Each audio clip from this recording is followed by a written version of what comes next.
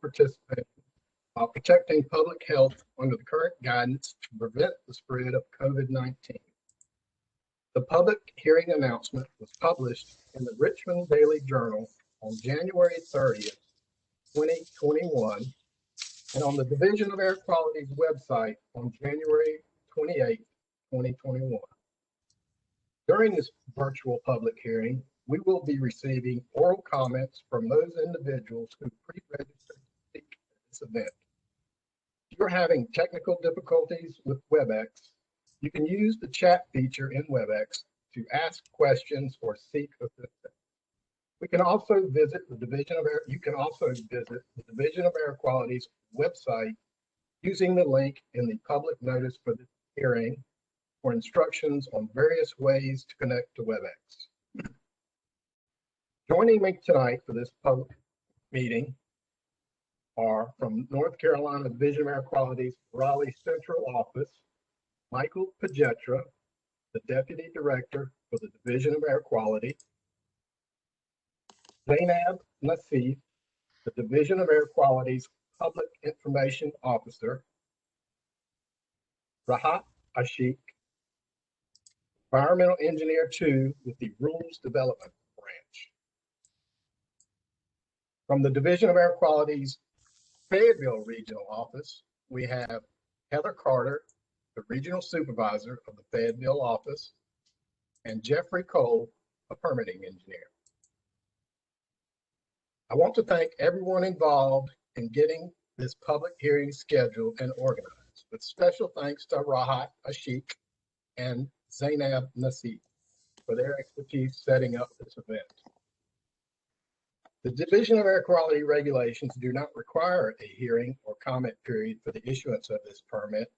However, due to significant public interest, the Director of the Division of Air Quality has decided to open a comment period and conduct this public hearing to receive pertinent public comments on whether to allow or deny issuance of this air quality permit to International Tide Disposal. The comment period for this permit opened on January 28, 2021, and will close on March the 3rd, Wednesday, at 5 p.m.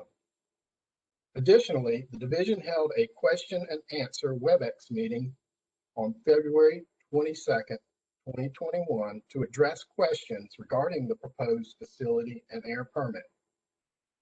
The required duration for a comment period is 30 days per our 15A NCAC 2Q decimal 0300 rules. In addition to your oral comments tonight, the division is also accepting comments via mail, electronic mail, and by phone to a voicemail box.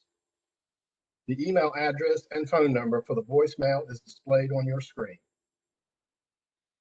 Copies of the permit application, the air permit application review, the draft air permit, and other information concerning the International Tide Disposal application are available to the public at the following locations: the North Carolina Department of Environmental Quality Fayetteville Regional Office, located at 225 Green Street, Suite 714, Fayetteville, North Carolina.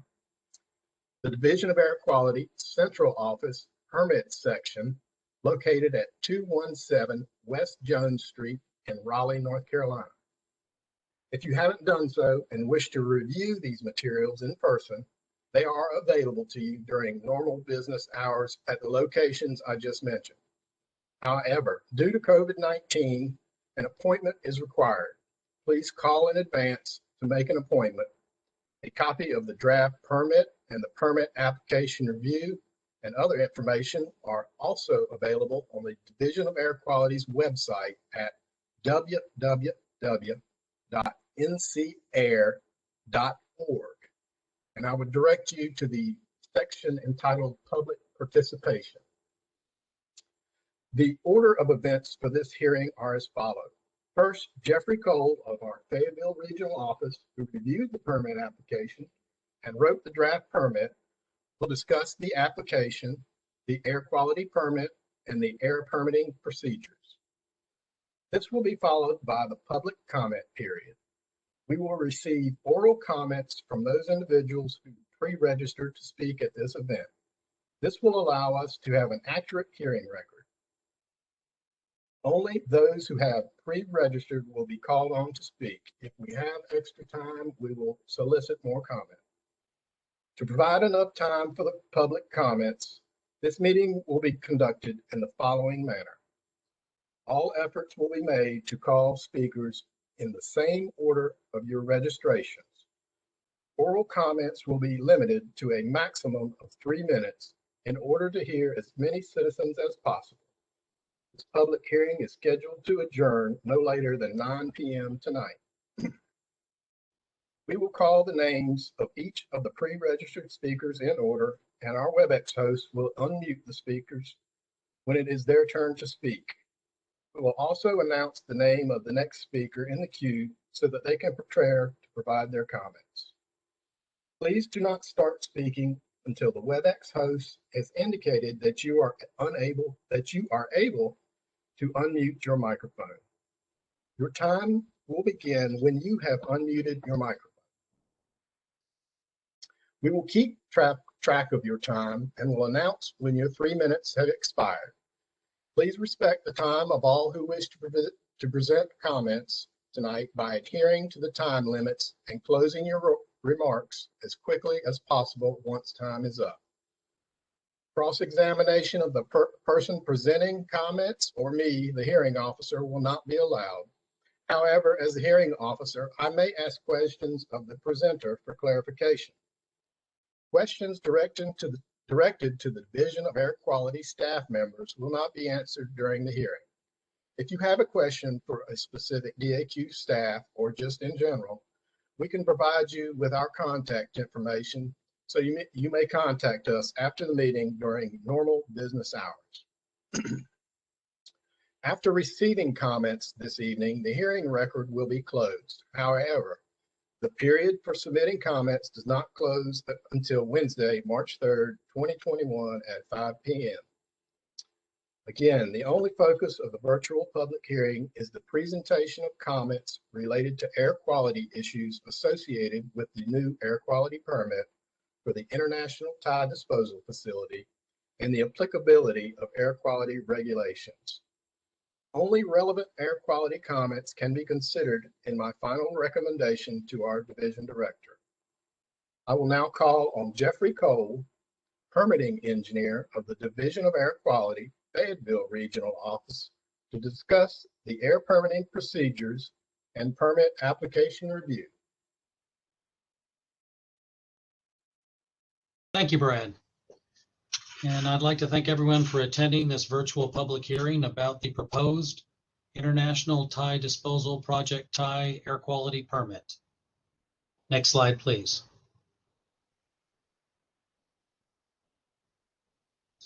In this presentation, I will explain the air quality permitting process, describe permit classification for the proposed International Tie Disposal Project Tie facility, describe the equipment being permitted, and summarize the draft permit requirements.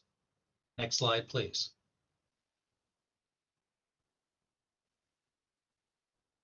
The permitting process consists of permit application receipt and review, verifying emission factors and process rates using the best available data, determining permit classification based on emission rates, determining application of which state and federal rules will apply, writing enforceable permit requirements for the applicable rules, the step we are doing right now, engaging in the public hearing, and taking final action on the permit.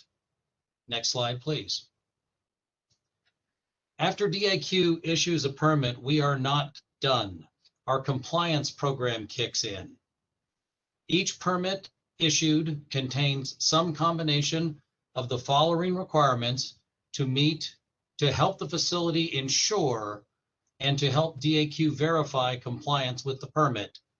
These include an inspection and maintenance plan, monitoring and record keeping, reporting process data to DAQ, and conducting source testing.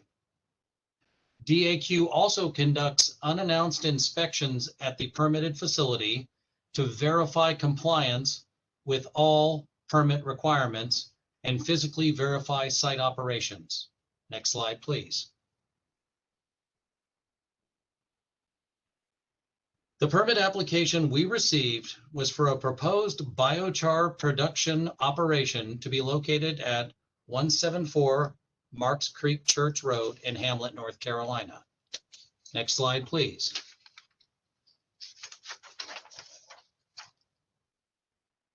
A permit application was received on June 16th, 2020 for a proposed facility that would use a pyrolysis process to create a biochar product from railroad ties and/or untreated wood.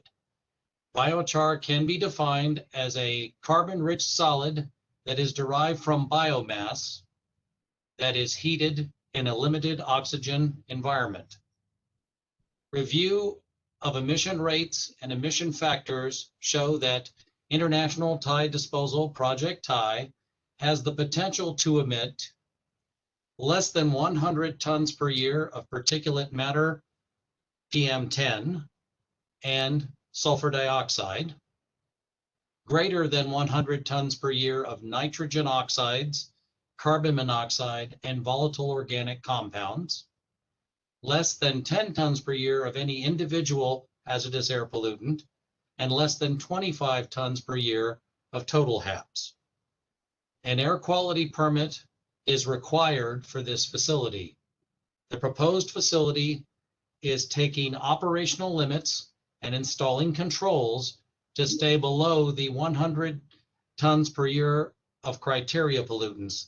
Therefore, it is classified as a synthetic minor facility. Next slide, please.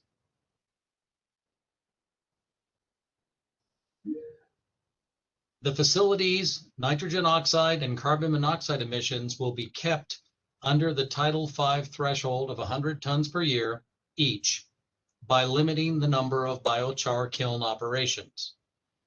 The volatile organic compound emissions will be kept under the Title V threshold of 100 tons per year by the use of afterburners, which are naturally gas-fired, and by limiting the number of biochar kiln operations. Next slide, please. The proposed biochar process consists of the following equipment: biochar kilns, each equipped with integral natural gas-fired kiln burners, which are each then controlled by natural gas-fired afterburners. Next slide, please. The facility will also operate several processes that, due to their levels of emissions, are considered exempt from air permitting under statute. It should be noted that these facilities do generate emissions which were evaluated in the permit application review. These emission sources include crusher and kiln loading, product handling and packaging, haul roads, diesel storage tank, maintenance welding activities, and biochar storage silos. Next slide, please. The biochar production process consists of the following steps.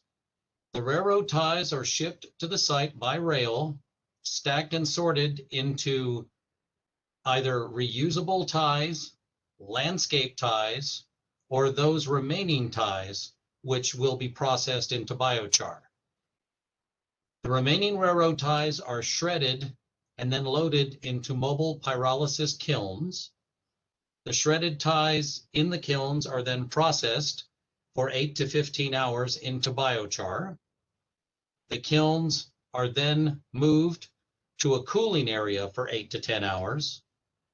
And the biochar is then cleaned and sorted in the enclosed product handling and packaging area into sizes and loaded into super sacks or silos.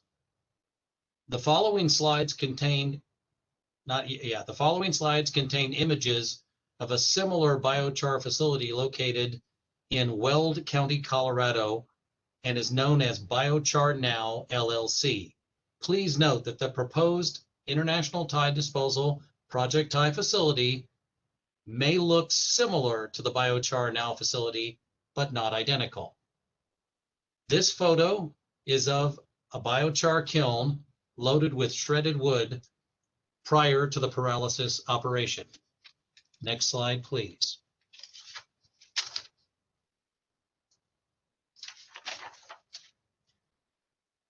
The photo on this slide shows, the first photo on this side, excuse me, shows a loaded biochar kiln with a lid attached.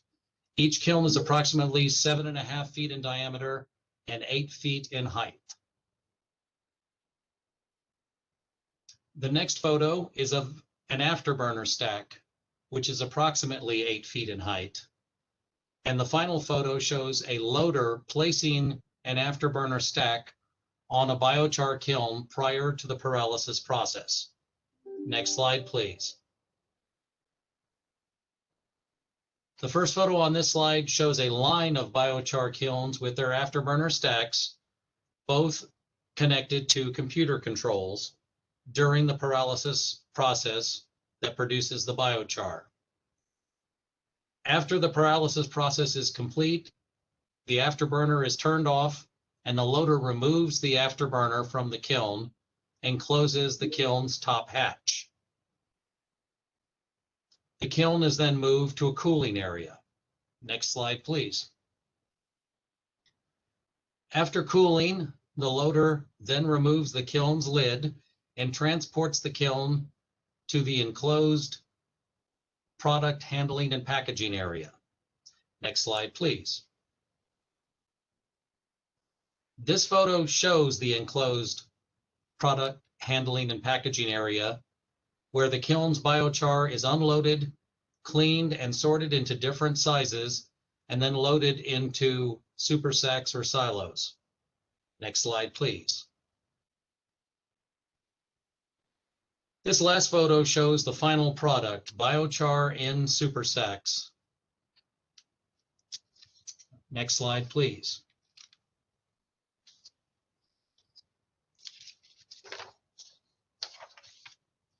The draft permit contains the following applicable state rules. The facility will be required to notify DAQ when they start operations. Source testing will be required 90 days after startup of the facility, as well as annually and periodically to verify the actual particulate matter, nitrogen oxide, carbon monoxide, volatile organic compounds, hazardous air pollutants, and visible emissions from the process. The facility will be required to monitor afterburner temperatures and maintain the operating parameters established during source testing. Record keeping and periodic inspection and maintenance are also required. The facility will have operational restrictions to be classified as a synthetic minor facility. They will also be required to do record keeping and submit semi-annual reports to verify their operations. Next slide, please.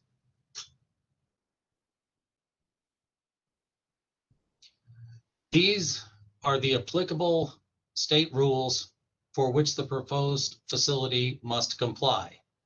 These include particulates from miscellaneous industrial sources, sulfur dioxide emission from combustion sources, control of visible emissions, excess emissions reporting and malfunctions, particulates from fugitive dust emission sources, control and prohibition of odorous emissions, and emission rate requiring a permit.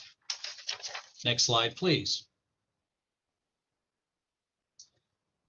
Recapping the main points of this presentation, the majority of the pollutant emissions are nitrogen oxide, carbon monoxide, and volatile organic compounds, each of which are reduced by add-on controls or limits on biochar kiln operations.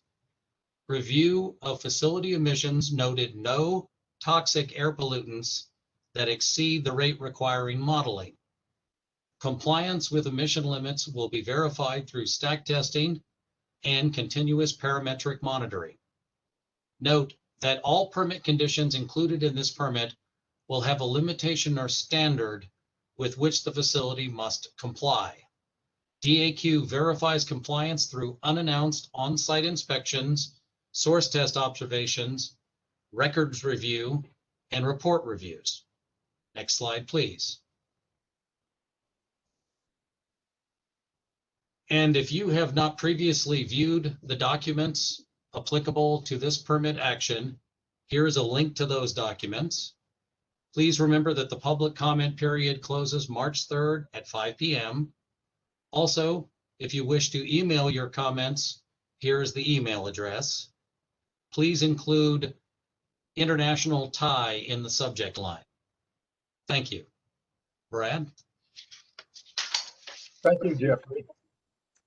At this time, we'll hear from those who pre-registered to provide oral comments this evening. When your name is called, our WebEx host will enable you to unmute your microphone so that you can provide your comments. To ensure our records are complete, please clearly state your name and who you are representing. Your comments will be recorded, so please speak loudly and clearly toward your microphone or telephone. Please do not start speaking until you have unmuted your microphone. It is critically important for the audio clarity of your comments that you turn off any speakers that you have that are nearby, which can create feedback. If there is significant feedback on your line, we may need to mute your call and attempt to come back to you later. If we call your name but cannot hear you, please check to see if you are muted on the WebEx screen on your computer. If you're having audio issues, try a different method of audio connection within WebEx or use the Call Me feature to have WebEx call your personal telephone. If we still cannot hear you, we will proceed to the next registered speaker, but we'll call your name again at the end of the hearing. I will do my best to pronounce your names correctly, and I apologize in advance for any errors. We will now begin taking oral comments. And the first person on the list is Deborah David, followed by Matthew Christian. Deborah, your line has been unmuted. Go ahead and make your comments now, please. My name is Deborah David. I'm a resident of Dobbin Heights, a concerned citizen of Richmond County. I live down the road from International Tile Disposal. I oppose the permit because Richmond County is already suffering the negative health effects from the cumulative impacts of our pollution from other Title V pollutant industries, according to the Richmond County Health Department. Richmond County has one of the highest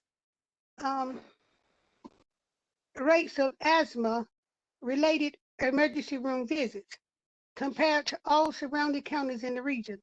International Tile Disposal would significantly add to the respiratory disease problem in Richmond County. This is a matter of life or death. We totally reject this permit, and we ask DAQ to reject the permit also. Thank you. Thank you, Ms. David. Next, we have Matthew Christian, followed by Chad Gardner. Can you hear me? Yes, go ahead, Matthew. All right, thank you. This statement is being submitted on behalf of the City of Hamlet in my capacity as the city manager regarding the proposed air quality permit for International Tile Disposal, referred to as IDT. First, I would like to thank NCDEQ staff for engaging with our community on this permit application. In my abbreviated comments this evening, I will address our interests as a stakeholder, a few key concerns with the permit application and draft permit, and also some specific requests for NCDEQ to consider in their final permit review. The City of Hamlet's water system serves over 10,000 people, and the source of our water is less than 2,500 feet from the proposed development site. Our extraterritorial jurisdiction and corporate limits are not much further.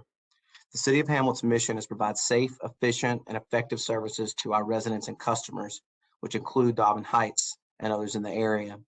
And the proposed development presents significant threat to our community's ability to achieve our mission. The City of Hamlet is a key stakeholder in the well-being of our local community. It remains unclear to me why the city was explicitly excluded from the outreach process by IDT. To be clear, the City of Hamlet has never received any outreach from IDT regarding their development. Any claim from Mr. Polivka or others to the contrary is patently false. I reached out to Mr. Polivka following the public comments last week and intended to take him up on his apparent outreach efforts. He declined. While this may be dismissed as a minor issue to some, it speaks volumes about the credibility of IDT and their willingness to be transparent in the permitting process. I have a few specific requests to be considered prior to permit approval. 1, air quality modeling be completed prior to permit approval. 2, a fugitive dust plan be completed prior to permit approval, as opposed to the complaint-based tool in the current draft. 3, to consider cumulative impacts of various industrial polluters in the area. If the draft permit is approved, I request that the regional supervisor be present for all testing and a specific condition be added to the permit that all industrial activity be consistent with local zoning requirements. This industrial process proposed by IDT is unprecedented. During the public comment period, there were several references to the lack of scientific information. The selective use of data and broad assumptions acknowledge the realities and uncertainties ahead. I'll be providing, along with my written comments, some scientific articles I found during my research, which directly conflict with some key assumptions currently included in the permit application and draft permit. At some point, the regulatory agency has a duty to understand and consider the industry as a whole rather than the sum of its pieces. As a city manager, I have serious concerns that remain unaddressed by the industry and agency review in the process thus far. I hope that the agency considers the cumulative effects of this industry prior to permit approval. And in addition to my comments today, I will submit a full written response to Mr. Cole to be considered in the final review. Thank you, Mr. Christian. Next, we have Chad Gardner, followed by Lonnie Norton.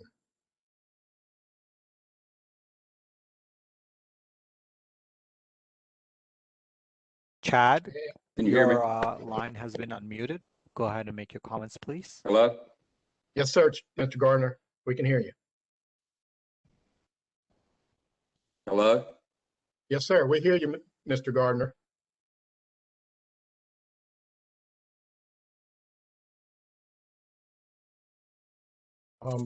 Apparently, Mr. Gardner cannot hear us. We can hear him. Okay. Can you hear me now? Yes, sir. Can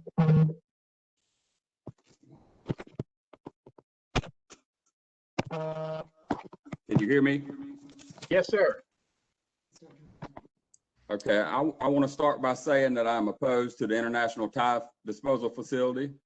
I'm concerned about the health and quality of life for the citizens of Richmond County, and also have concerns about the air, water, and the environment. I would like to thank the DAQ for all the work they have done thus far to make sure this facility is safe. However, I don't think DAQ has done enough, partly because of lack of information available about this type facility. Also, partly because the DAQ hands are tied by state law to a certain extent. Although it's been made very clear to me that the DAQ is the air permitting authority in North Carolina. So there are more steps that can be taken within the bounds of the law that would help ensure the safety of this facility. There's not another facility in the United States that uses this pyrolysis technique to process creosote railroad ties. That should throw up a red flag for all the people and entities involved. Our county officials have told the residents that the DAQ will keep us safe. The only way for that to happen is for the DAQ to request further testing on a larger scale, complete the air modeling that my community has asked for, and do more research on this process as a whole.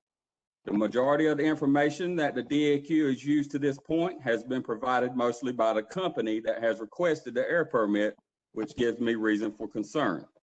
It's irresponsible and unethical for the DAQ to allow this facility to be built and then gather data on how much pollution we will be exposed to. It's also not fair to the people of Richmond County. With that being said, I respectfully request that the DAQ deny this air permit until the aforementioned issues are dealt with individually and to the fullest extent. The people of Richmond County cannot physically stand any more pollution in this concentrated area. Thanks for allowing me to speak. Thank you, Mr. Gardner. Next, we have Lonnie Norton, followed by Hope Norton. Lonnie, thank you for, go ahead. Lonnie, your lines have been unmuted. You can go ahead and make your comments now, please. Thank you. My name is Lonnie Norton. I would like to say thank you to DAQ staff for giving me the opportunity to voice a comment. As someone who lives in close proximity to the proposed location for International Tide Disposal facility, I have great concern and request that DAQ deny the air permit.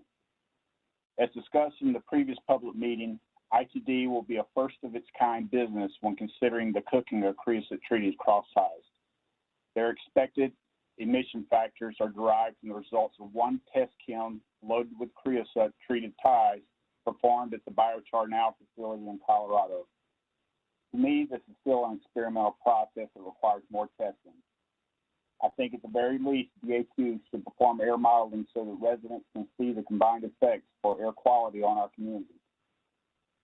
Considering that Richmond County is already struggling with health factors and health outcomes, we do not need another heavy industrial operation that adds pollution to our environment. Again, I hope DAQ will deny this permit. Thank you. Thank you, Mr. Norton. Next, we have Hope Norton, followed by Mark Barker.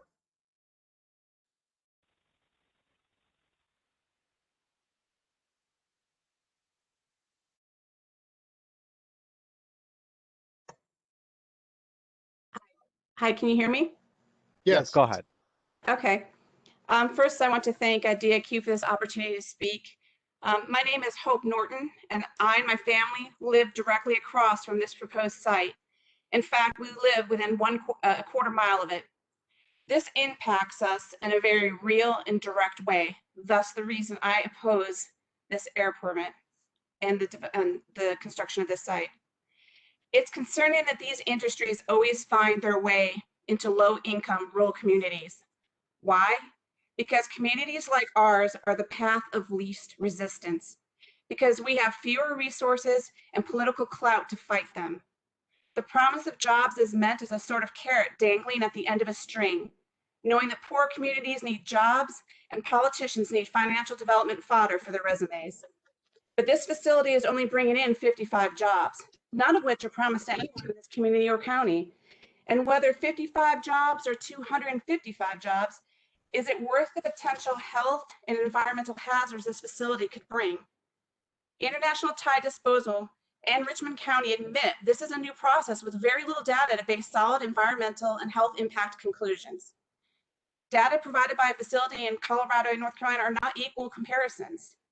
I believe the risks far outweigh the costs to our health and to the environment. Once it is discovered that there has been detrimental impact to our health and the environment, it'll be too late. Sorry won't cut it. We'll simply serve as an example to others as to what not to do. Again, as a resident who lives directly across from this proposed facility, I am against the building of this facility in this area, and I respectfully ask the DAQ to disapprove the air permit requested by International Tide Disposal. Thank you. thank you, Hope. Next, we have Mark Barker, followed by Christine Diaz.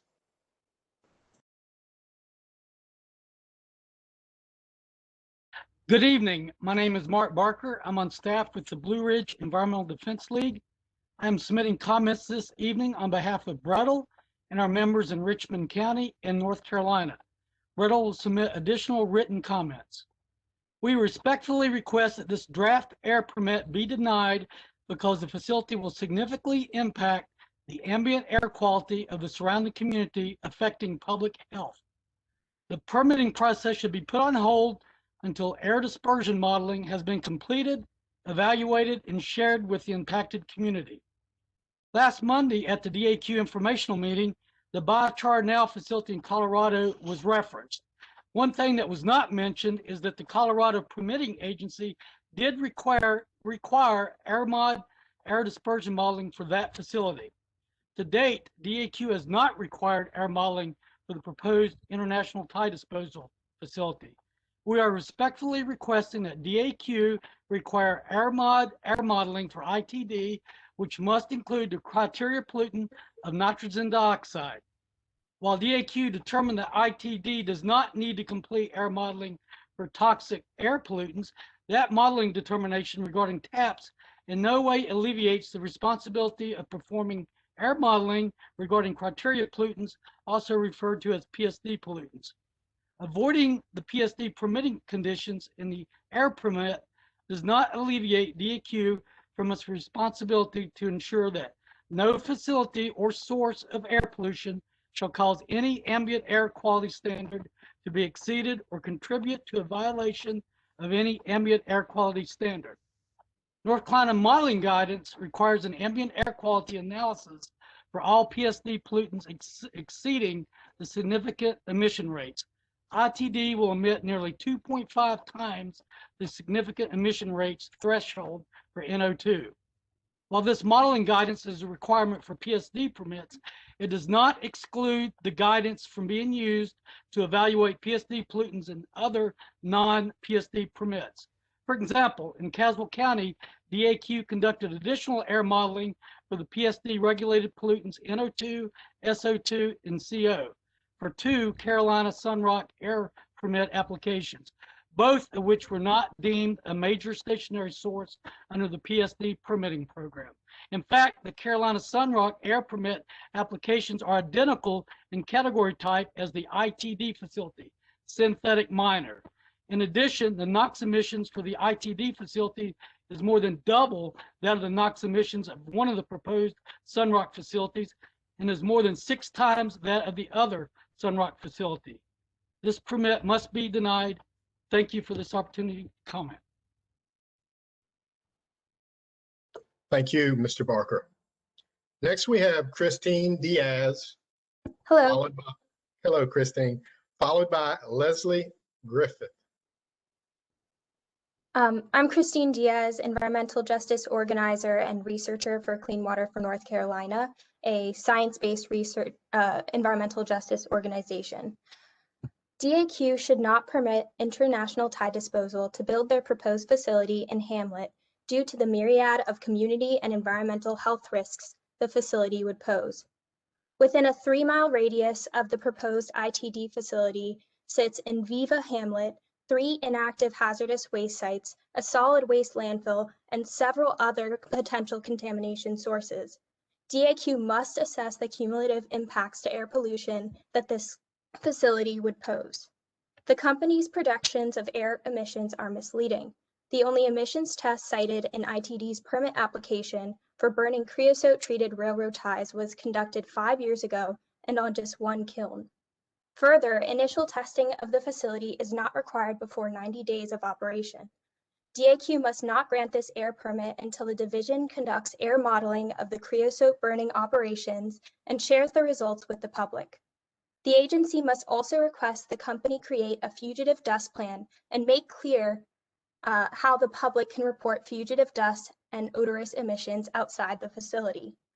The requirement that ITD must report any excess emissions lasting more than 4 hours is far too lax, and DAQ must impose stricter notification requirements, especially considering that this is the first creosote burning facility in the state.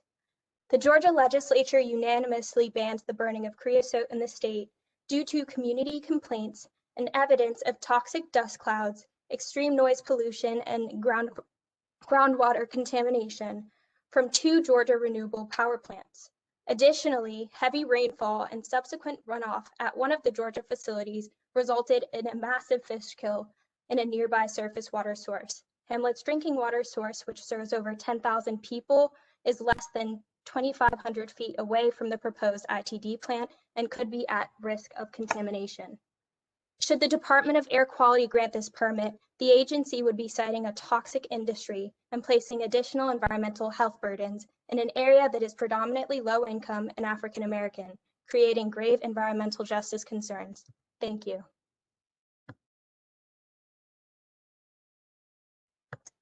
Thank you, Christine Diaz. Next, we have Leslie Griffith, followed by Ann Wheeler. Leslie, go ahead. You've been unmuted. Hi. Hello. Hello. My name is Leslie Griffith, and I'm an attorney with the Southern Environmental Law Center. We are seriously concerned about this project. We believe that DEQ has released this draft permit based on unreliable assumptions about potential emissions. This uncertainty is not an acceptable risk to place on any community, and certainly not on this community, which already deals with the nuisance and harm of the Enviva wood pellet mill every day. Without more reliable information, DEQ cannot be confident that this permit will protect nearby residents or comply with the law. It also cannot be confident that a synthetic minor permit is appropriate. If International Tie's numbers are off by just a small amount, their actual nitrogen oxides emissions could easily be above the 100 tons per year Title V threshold. We have the following specific concerns. Most of the data supporting this permit comes from a small number of tests at two sources, a biochar facility in Colorado and Craven County Wood Energy near New Bern. This test data simply doesn't accurately predict the circumstances here. The biochar facility in Colorado doesn't typically burn creosote-treated wood, and the 2019 test data from that facility is from untreated wood. We lack key information about the conditions of these tests to know that this small sample represents how much pollution will be here if this plant is built in this community. And the Craven County Wood Energy plant is just a different type of industrial facility entirely. It's a biomass-fueled power plant that combusts fuel in high temperatures in large boilers, significantly different conditions from here, where International Tie intends to rely on smaller kilns and much lower temperatures. DEQ must demand more reliable information about toxic emissions or modeling and insist on at least quarterly testing for toxics if the project goes forward. Additionally, International Tie has not supported the assumption that the afterburners would be 95% effective for controlling some kind of pollution. DEQ needs to confirm this effectiveness before relying on it in permitting. And finally, the basic facts about this project makes clear that fugitive dust could be a serious problem. DEQ needs to require specific dust protections or a fugitive dust control plan in any permit that it issues. As others have said eloquently tonight, it is not enough for DEQ to just add after-the-fact static testing to the permit. If DEQ doesn't have sufficient information now, it needs to err in favor of protecting the community. We appreciate that DEQ has taken steps to consider the community context of this proposal by preparing an environmental justice report. And we appreciate that DEQ held a separate public meeting last week to answer community questions. Now is a chance for DEQ to act on that and respect and listen to the community. DEQ should not issue the permit as it is. Instead, it must insist on more information before issuing this permit or require that International Tie obtain a Title V permit. Thank you for your time today, and we will be submitting additional written comments. Thank you, Ms. Griffith. Next, we have Ann Wheeler, followed by Kay Rybold. And your line has been unmuted. You can make your comments now. Thank you. Can you hear me? Yes. I'm Ann Wheeler. I live on Boyd Lake Road out here in the community where this plant is planning to go. I want to begin tonight by telling you that I have spoken to several of our county commissioners and to members of the zoning and planning board, and they have all assured me that they voted for this rezoning without knowing what company was planning to use the land. They also assured me that they knew the permit would be left up to DEQ, and they know that you people will not let anything come into our county that might impact our air, our water, and our health.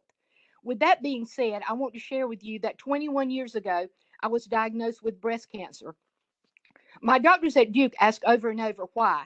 I had no markers for cancer, no family history, but there it was, cancer. At age 49, I was one of the blessed ones. I survived two surgeries, chemotherapy, radiation, and 10 years of follow-up therapy. This past May, I lost my brother. We stood in the yard here on Boyd Lake Road on Monday, and he told me the railroad had settled his claim for lung cancer. On Saturday, we got the call that my brother was in intensive care, and by 10 o'clock that night, he was gone. 4 months later, we lost his wife, my sister-in-law, to cancer. 5 years after my initial cancer diagnosis, we lost a dear friend who was our mail carrier here on Boyd Lake Road. Following her death, I spent the next 15 years chairing the cancer support group that she and I started here in Richmond County, only to lose my new co-chair, again, to cancer. Cancer is no stranger in my life. It has taken friend after friend, and now my brother and his wife. I am passionate about getting the word out to all who will listen.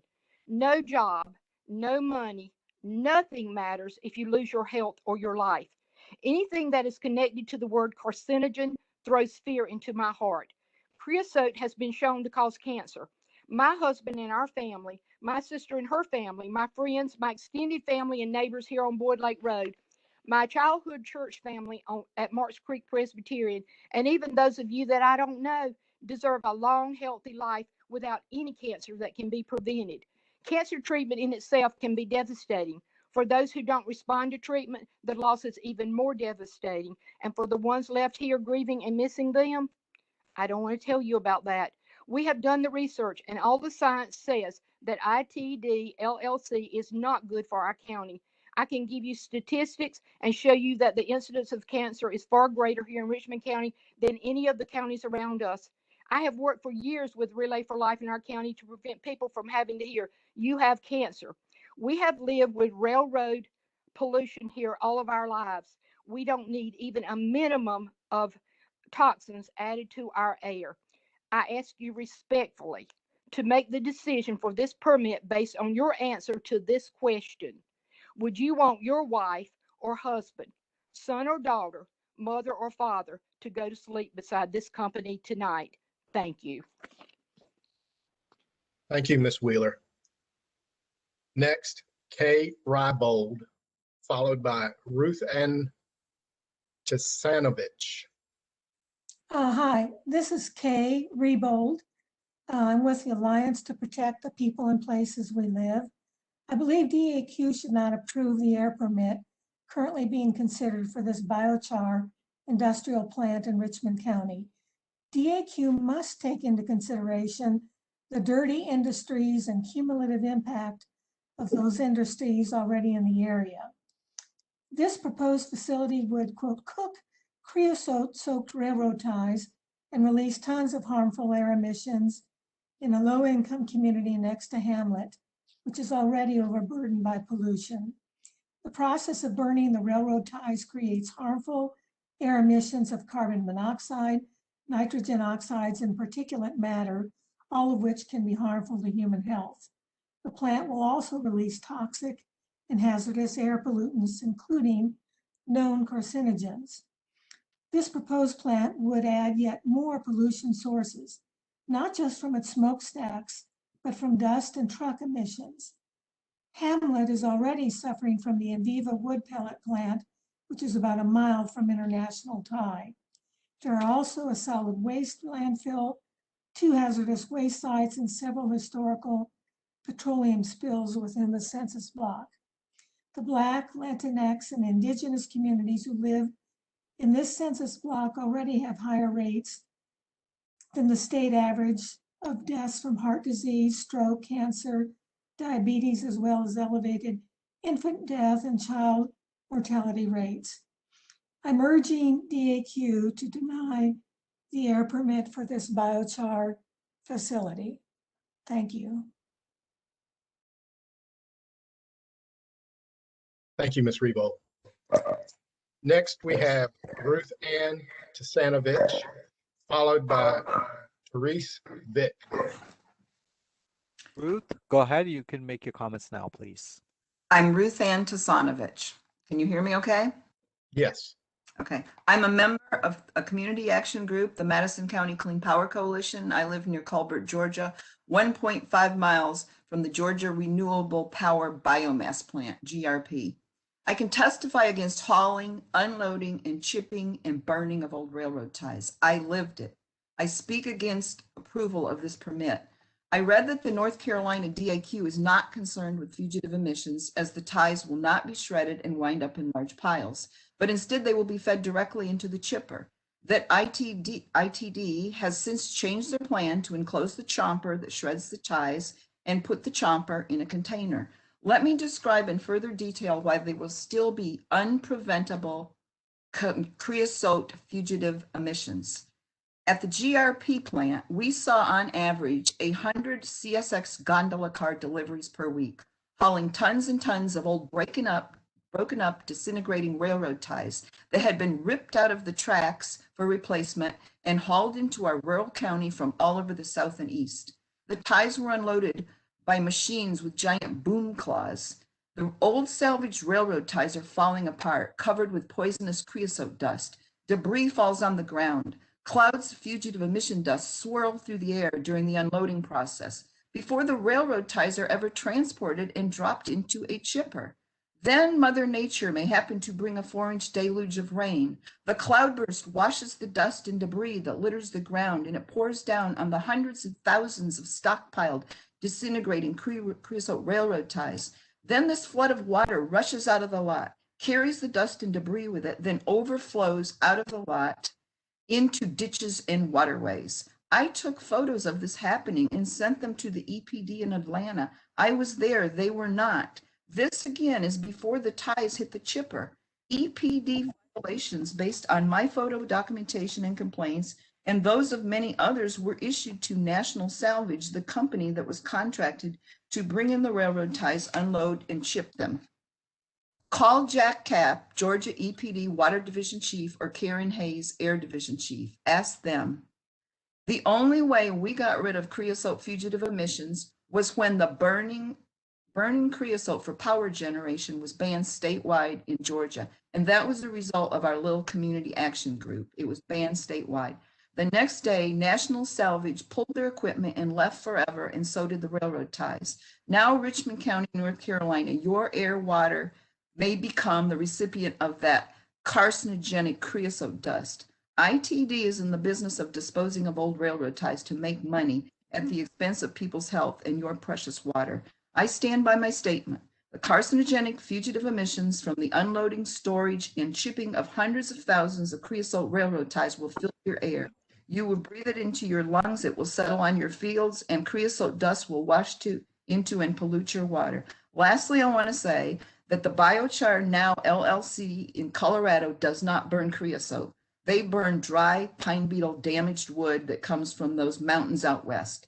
And ask any U.S. farmer if they want to amend their soil with biochar made from creosote. I believe there is no market for this end product. It is just to get rid of creosote. Thank you so much for letting me speak. Please don't let this plant come to your area. Thank you, Ms. Tasanovich. Can you repeat for me the name of your organization, the Madison County, and I didn't get the rest. Madison County Clean Power Coalition. We formed when those creosote railroad ties started being hauled in. Thank you.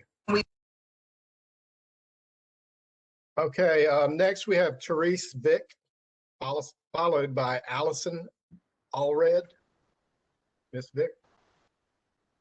Good evening, everyone. I'm Therese Vick. I'm also on staff with Blue Ridge Environmental Defense League, and I'll try to be brief. What we see here again is an untested, untried, self-regulating, self-reporting facility potentially being permitted by the Division of Air Quality. A facility that wants to come into an environmental justice community that has been impacted by way too many dirty incidents. The DAQ says that they do not need to do air modeling. Well, I disagree. I think that it is incumbent on you all to do everything you can do to protect this community. There will be no air monitoring. There's been, as far as I know, no characterization of the creosote railroad ties to see exactly what is in it, what are in them besides what we already know, creosote. So there's a number of unanswered questions that keep being unanswered, and here we are on the verge of this permit being issued. You know, one of the things that occurs to me is what someone else already said, that if you wait until a facility opens and you do stack tests. How long will it be open? If you have problems, will you shut it down? I venture to guess that not many facilities are shut down by DAQ. And once those emissions are released into the community, it's like shooting a bullet from a gun. You cannot call them back. People are going to breathe them and possibly get impacted by them. So that's, it's just another thing. It's another insult to an environmental justice community. The last thing I think I'm going to say, and I'm going to be sending you all some written comments as well, is that this is not the only unique new type of facility that has been proposed for environmental justice communities in North Carolina that emit into the air and water. This is just the third, fourth, fifth, sixth, maybe, of many that have been in areas like Sampson County, like Robinson County, like the coal ash incinerators in Goldsboro and and in Monpure, which would be Chatham and Wayne County. And so I just think that, what does environmental justice mean to you all? What does it mean? Does it mean having meetings, or does it mean taking action to protect communities? Thank you. Thank you, Ms. Vick. Next, we have Allison Allred, followed by Stephen Norris. Allison, go ahead. Thank you. Can you hear me okay? Yes. Thank you. Good evening. I'd like to thank you for the opportunity to voice my concerns tonight. My name is Allison McCray Allred. I am a native of Richmond County and a professor of biology at Sand Hills Community College. I earned my Bachelor's of Science in Invertebrate Zoology from the University of North Carolina at Pembroke and my Master's of Arts in Biology and Education at Western Carolina University. I grew up on Wiregrass Road in Hamlet, an area where air quality will be substantially reduced by ITD's facility. My family has belonged to Marks Creek Church for a very long time and meet there annually. My grandfather, great uncle, and aunt are buried in the church's cemetery. My dad, Eugene Boyle McCray, grew up attending Marks Creek Church at a time where folks sat in the sanctuary while the windows were open because there was no air conditioning. I have attended many homecomings at Marks Creek Church, where generations of my family would share fried chicken, sweet tea, homemade desserts, and precious memories that grow more sacred through time. This quaint old church on a quiet country hilltop is a rare sight these days. People attend this church each Sunday to show God their gratitude for all the gifts He provides. The clean air and quiet environment they enjoy as they enter and leave the church is one such gift, and it should not be taken for granted. The peaceful nature this area enjoys will be ruined by this facility due to the deafening shredding of thousands of crossties every day. This will disrupt the lives of everyone in the area. The sound has been compared to airplanes landing and taking off. The detrimental impacts of airport noise levels on real estate goes without saying.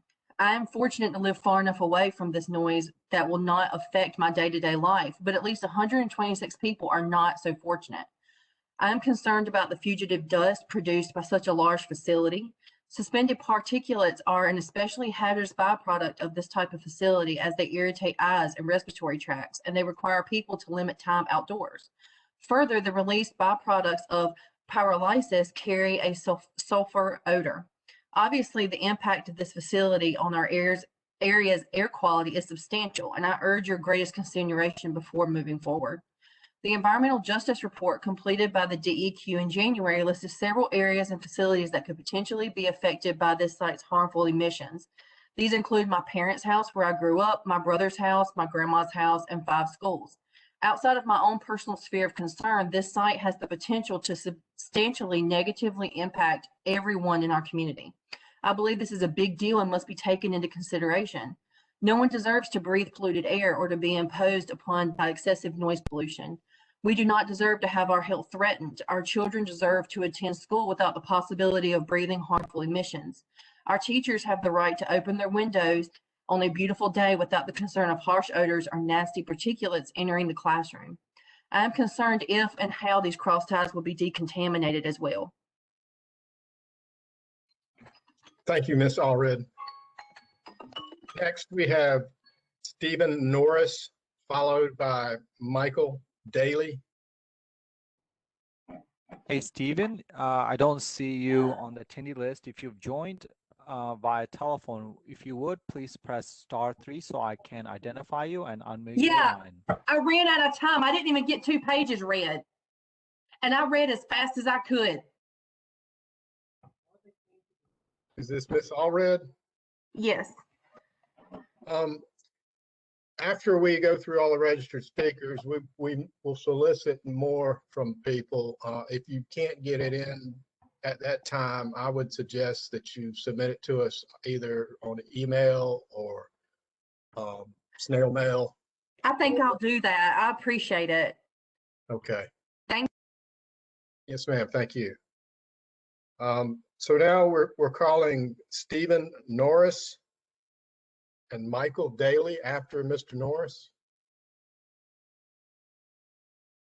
Mr. Norris, if you are on a telephone, you can hit *3. If you are attending via WebEx, if you can raise your hand to help us identify your line.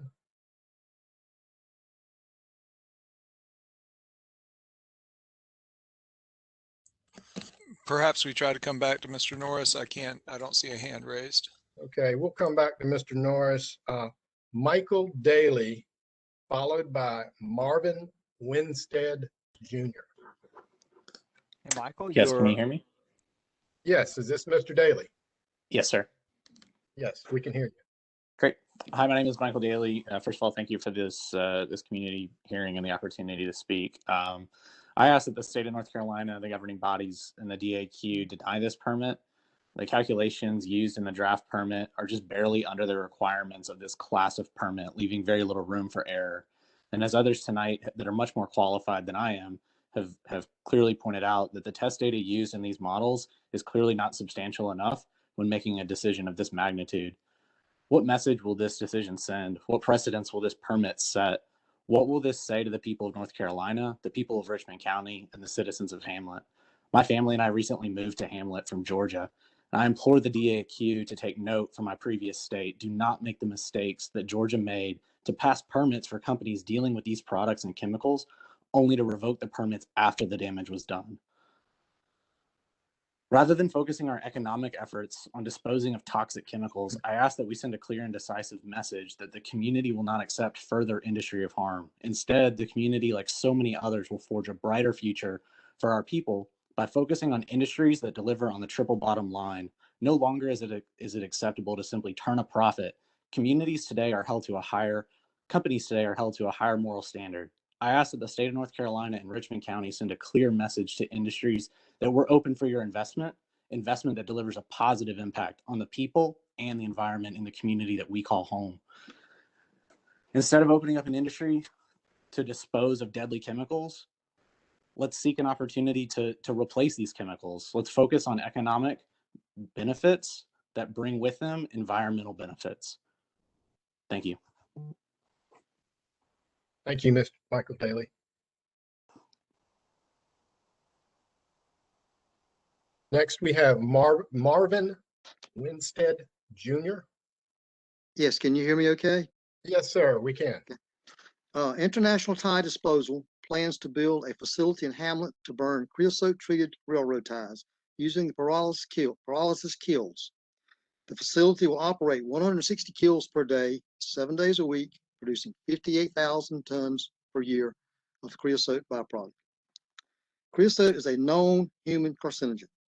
The state of Georgia recently enacted a statewide ban against burning creosote-treated wood, specifically railroad ties, due to complaints of and evidence of toxic dust clouds, extreme noise pollution, and groundwater contamination. DAQ needs to learn from our neighboring state what they have experienced recently. At a time when a population is challenged by the respiratory distress caused by COVID-19, this project should be denied. Richmond County already has more than its share of massive polluting facilities, in Viva for one. The census tract of the proposed site is 27% low income and 54% are African Americans.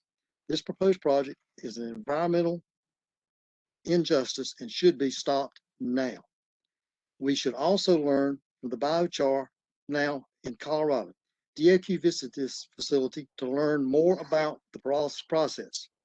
They conducted a trial run of creosote-treated wood several years ago. They haven't gone back to it since then. They only used untreated wood.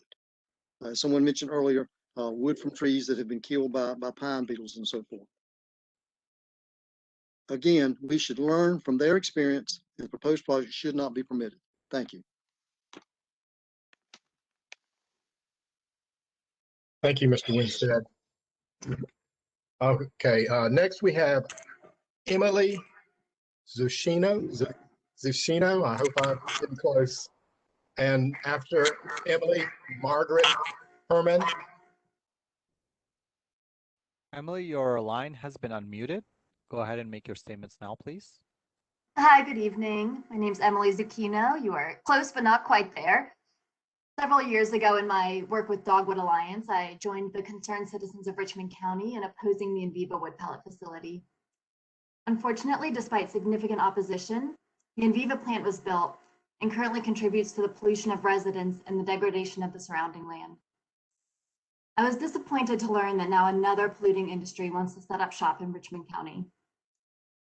As you've heard already tonight, Richmond County currently ranks 93 out of 100 counties in health outcomes. Residents are already exposed to multiple polluting industries, including the Enviva wood pellet production facility, a Purdue chicken plant, the CSX rail line, and the Duke Energy natural gas plant. According to a recent report by Clean Air Carolina, Richmond County ranks higher than 80% of North Carolina counties in proximity to facilities using extremely hazardous substances. Particularly in Hamlet and Rockingham, children living or going to school near industrial facilities and busy traffic routes are more likely to be exposed to unhealthy levels of air pollution. According to the same study, Richmond County residents spend approximately $1.4 million per year on asthma hospitalization and approximately $3.8 million per year on COPD hospitalizations. Adding another polluting industry, especially during a global pandemic, will further worsen these poor health outcomes. It is a shame that North Carolina would allow an industry that is so bad it has been outlawed in Georgia. It is a false choice for people to have to choose between a living and your life. DEQ is the last line of defense for communities facing these industries.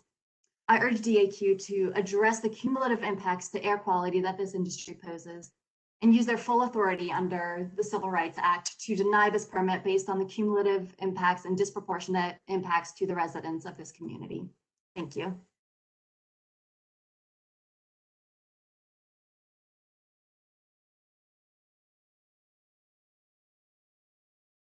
Next, we have Margaret Herman, followed by Louis Zeller. Good evening. I've got several concerns. One is that it's already noted that the kiln stacks are only located about 2,000 feet from the edge of the watershed for the water source for Hamlet. The holding area for the ties is only about 1,000 feet from the edge of the watershed. So a slight north or northeast breeze will take emissions to the water source for Hamlet. A major question for me is the effective temperature to burn off the carcinogens. In the Madison County, Georgia information online, a source mentioned that that temperature was 1,400 degrees Fahrenheit. If that is true, then the kiln tests in Colorado indicate to me a problem.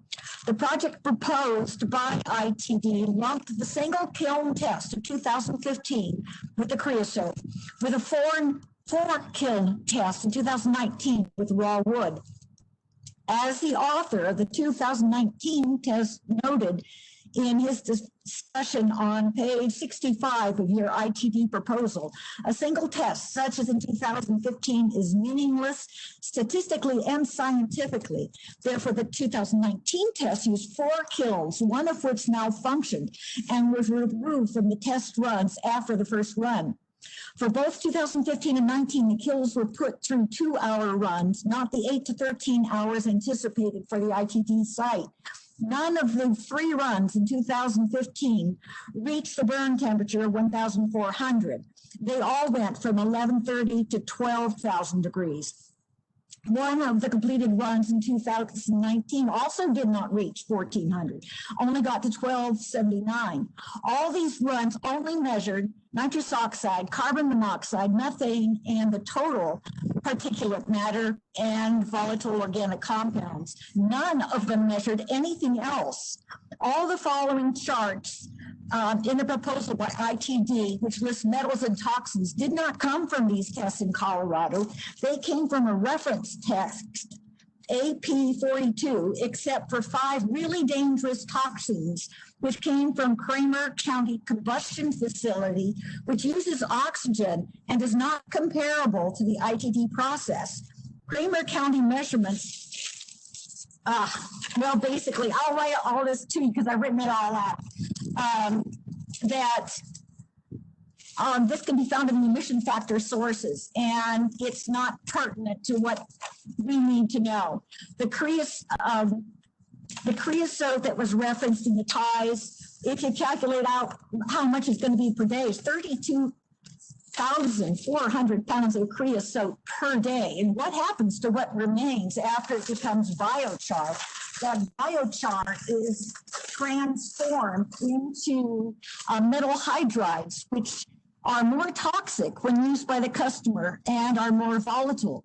If the ties went straight to a power plant, it wouldn't be quite as bad. It would become later biologically active, but not right away. Georgia unanimously passed in both their House and Senate a law to stop this. So the bottom line is the feedstock is known, what's going in is not tested, the emissions are unknown.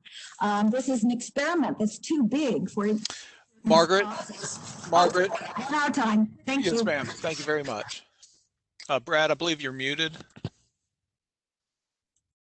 Ms. Herman, thank you for your comments. And I would encourage you, it would be helpful for me if you would submit those as a written record, either electronically or in hard copy. Thank you. Next, we have Louis Zeller, followed by Lisa Gardner. Louis, your line has been unmuted. You can go ahead and make your comments. Hello, yes, this is Lou Zeller. Can you hear me? Yes, sir. I'm Lou Zeller, and I'm Executive Director of the Blue Ridge Environmental Defense League, and I'm opposed to the issuance of this permit. I will just I have read the documents, the application and the environmental justice analysis done by the Division of Air Quality. And this is my comment, verbal comment for today, is that as pointed out in Dr. Robert Bullard's seminal work, author of Dumping in Dixie, he said that residents of economically impoverished areas intimidated by big corporations and deserted by local politicians were slow to challenge private and governmental polluters of their neighborhoods. Moreover, the strong pro-job stance, a kind of don't bite the hand that feeds you sentiment, aided in institutionalizing risks at levels that are unacceptable in a larger society.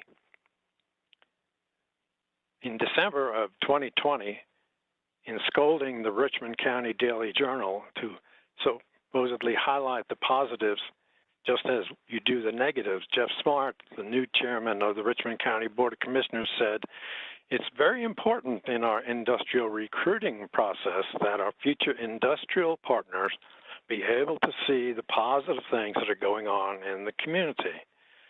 Of course, the newspaper had done a very good job presenting both sides, and in fact, the name of their editorial I just read from was called "More of the Same."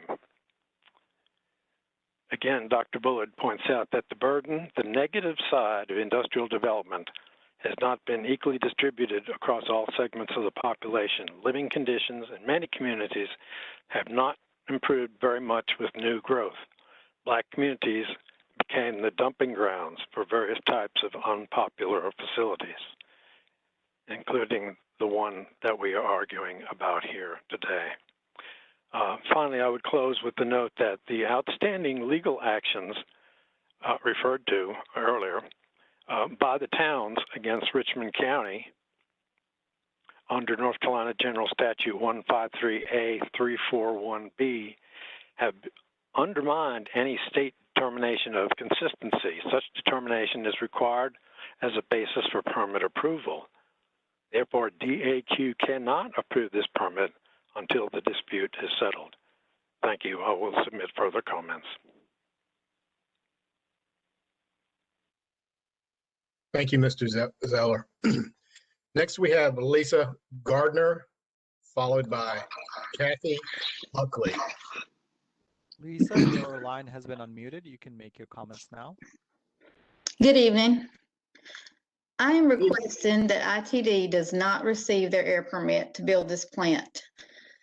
My house is the closest home to the proposed site, and I'm not only afraid for the health of myself and the citizens around this area and in the county, but what about our grandchildren, our great-grandchildren, and the children that are growing up here? We don't even know what health issues that could come to them that we won't even know about for years. I feel like we're going to be a guinea pig or crash test dummy location for this type of site because it hasn't been done yet. And there's not that much information on what is going to happen or what could happen. We're already a poor, unhealthy county and should not bear any more injustice with the promise of a few jobs that are not worth our life. Thank you. Thank you, Ms. Gardner. Next, we have Kathy Buckley, followed by Basil Lipka. Kathy, your line's been unmuted. You can go ahead and make your comments now, please. Thank you. I'm Kathy Buckley. I'm Director of Statewide Organizing for the North Carolina Alliance to Protect Our People and the Places We Live. I was dismayed to hear during the public meeting last Monday, that the city manager, Mr. Christian, had not heard from the proponent, and I'm even shocked tonight to hear that when he reached out to the company, they refused to respond. I was also dismayed that the man that will be following me and speak tonight from the company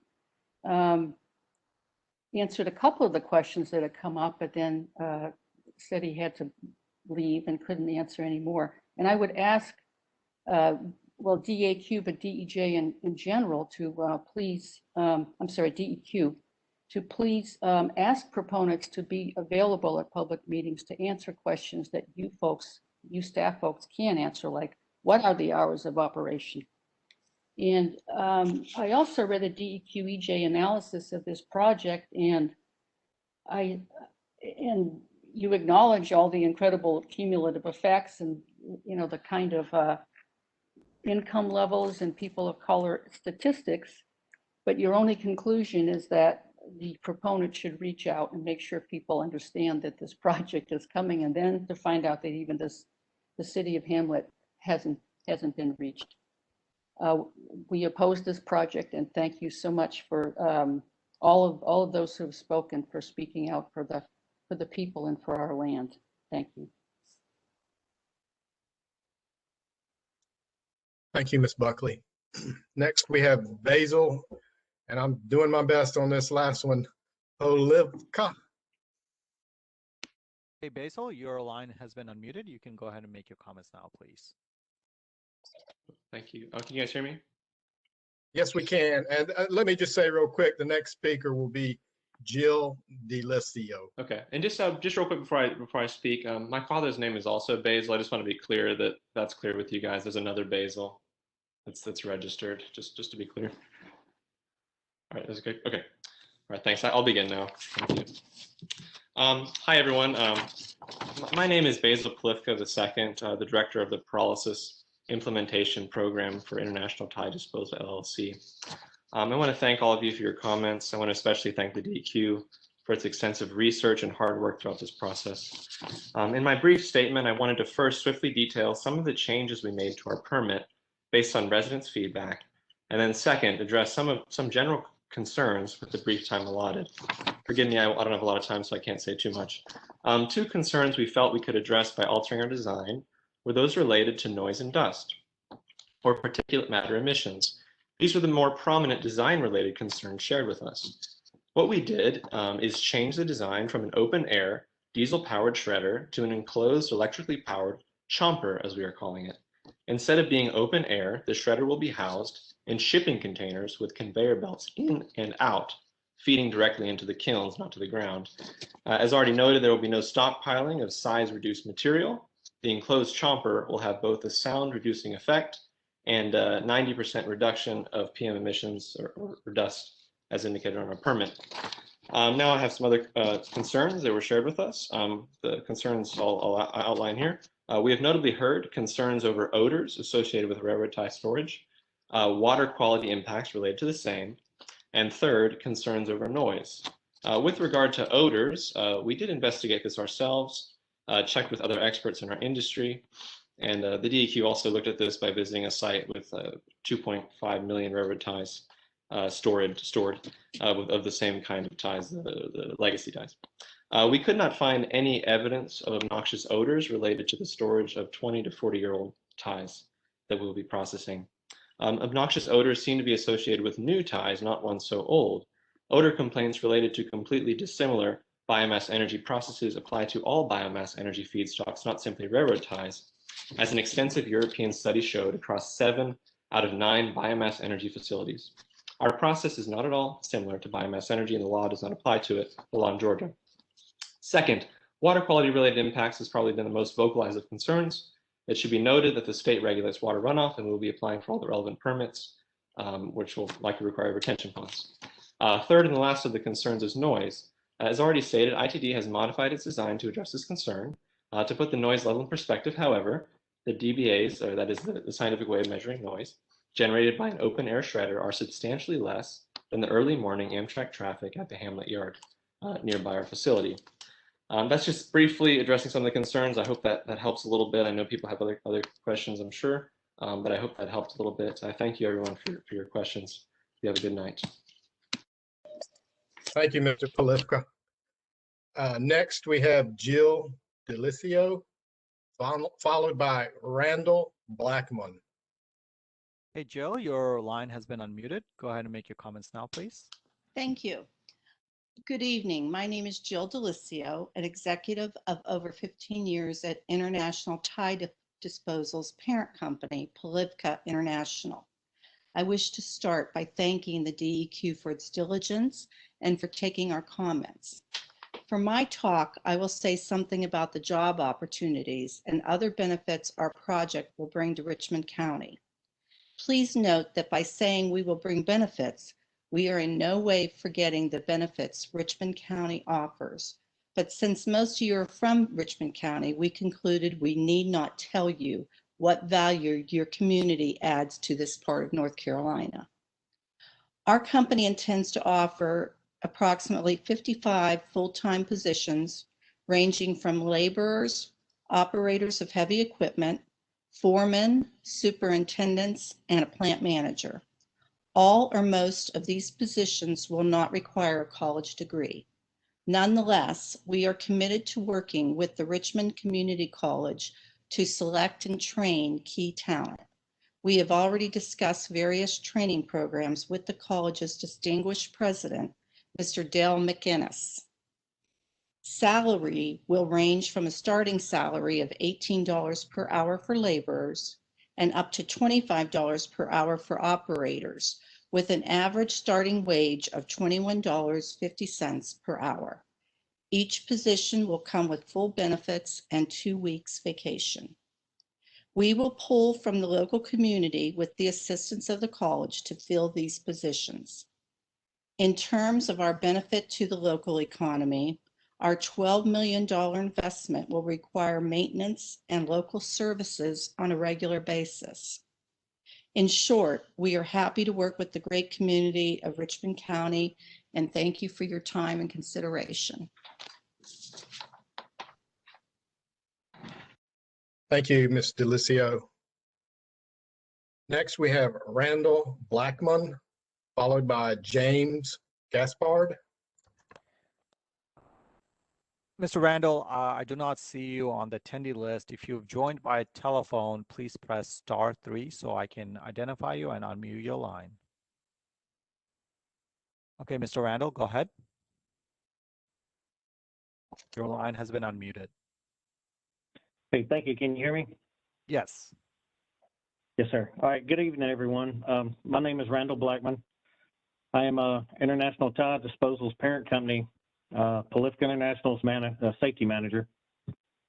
I'd like to say thank you to DAQ for its great work and for allowing me to speak this evening about the company's commitment to safety and some of our safety best practices.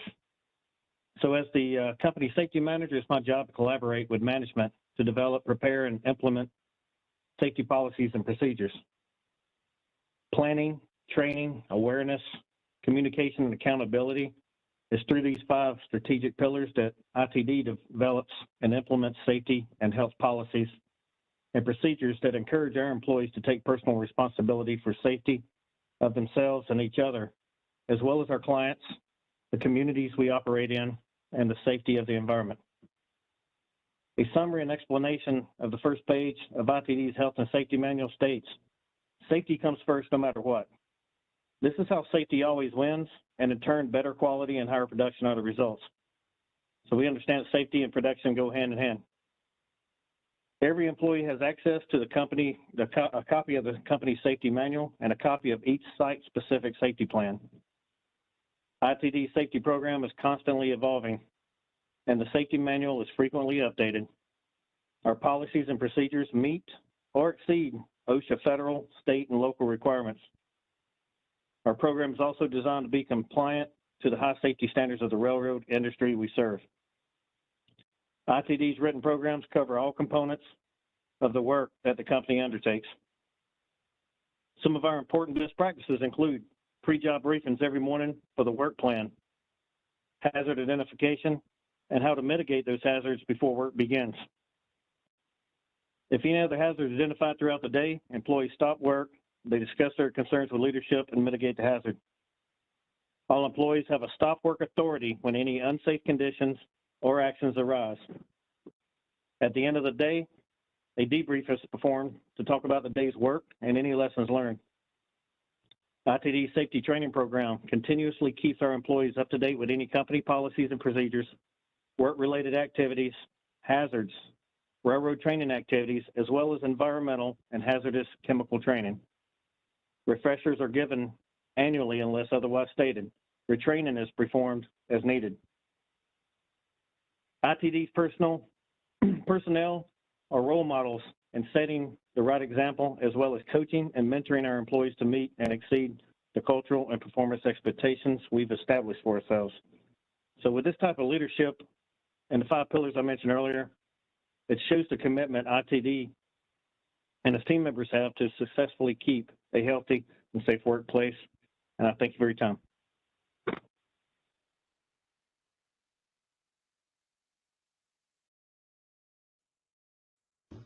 Brad, you're muted, Brad. Oh, okay, my paper keeps going up there and hitting the mute button. Sorry about that. Next, we have James Gaspard, followed by Basil Polifka II. James, your line has been unmuted. Go ahead and make your comments now, please. Oh, thank you. My name is James Gaspard, and I'm the founder and CEO of Biochar Now, LLC. I want to thank the North Carolina DEQ for all their hard work through this permitting process and for my opportunity to comment tonight. I would also like to make the observation to this group that our technology has been successfully permitted for use in other states. Yet the North Carolina DEQ personnel that worked directly on this permit for the Hamlet location went the most in depth to fully understand our patented technology than any other personnel in any other state has done to date. And Biochar Now appreciates the thoroughness of the North Carolina DEQ permitting personnel. We have developed our patented technology over the last 13 years. We now have 14 issued patents with several others pending in both the US and several other countries that our technology is now spreading around the world. Our company is the only company that has the assortment of US government approvals that we have acquired to produce our product and utilize it in the marketplace. Our technology has been tested by a U.S. government agency with the specific type feedstock that will be utilized at this location. They demonstrated the resulting carbon product from this type of feedstock when made at the temperatures and conditions found in our technology is comparable to non-treated feedstock results.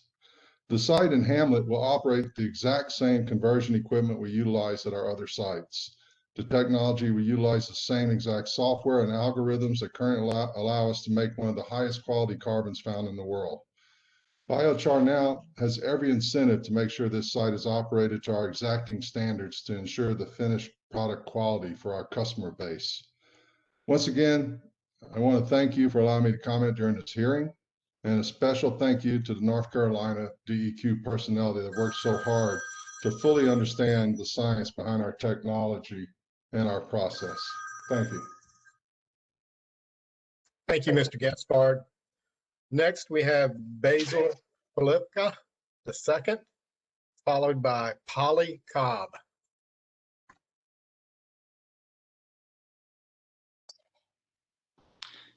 Basil, go ahead and make your comments now, please. Oh, it seems I was called upon again. Do you mind? I think it's my father. I'll come in there, Basil. Yeah, there you go. I'll come in there, Basil. All right, what would you guys like to do?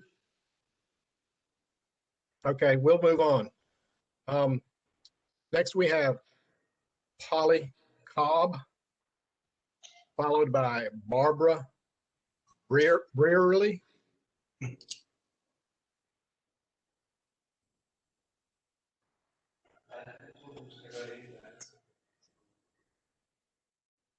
Once. Can you mute Mr. Basil? And next we're asking for Polly Cobb, followed by Barbara Brearley. Polly, your line has been unmuted. Go ahead and make your comments now, please. All right, thank you for your time. Yes, I'm here to speak for the congregation of Marks Creek Presbyterian Church, less than a half a mile from the location of the proposed facility. The church has been on this site since 1861. There have been years when we had almost 200 members, but now we have 93 members. 18 of them are children 18 years or younger, with the baptism scheduled for this Sunday. We have more than 30 people who are older than 65. And so because of the COVID virus that we've all endured for the last year, we've been meeting outside since May, and we don't know how long that will have to continue in order to protect our people. But I want to reference the meeting on the 22nd when the question was asked, do the employees wear masks? The answer was no, but that in the case of a catastrophic event, they had something that would work for them. And so the next question was, well, would there be a warning signal to the community? And the answer was no. So my question is, why not? Is that part of the reason that the permit is for a minor facility rather than one that would have more concern for the community? We don't know how many of these kills. I believe someone tonight said 160. And I don't mean to sound critical, but maybe if this permit could be denied, then these folks could take their facility and build it around Youngstown, Ohio, where some of them grew up. But I do find that a small community like this, and it is really a small committed community to living quietly, and as has been said, we do have an Enviva just across the highway. Down the road is Trinity, which also is a problem waiting to happen. So I sincerely ask that this permit be denied. We do not need to destroy our quality of life. Thank you very much. Thank you, Ms. Cobb. Next, we have Barbara Brearley, followed by Kathy Richardson.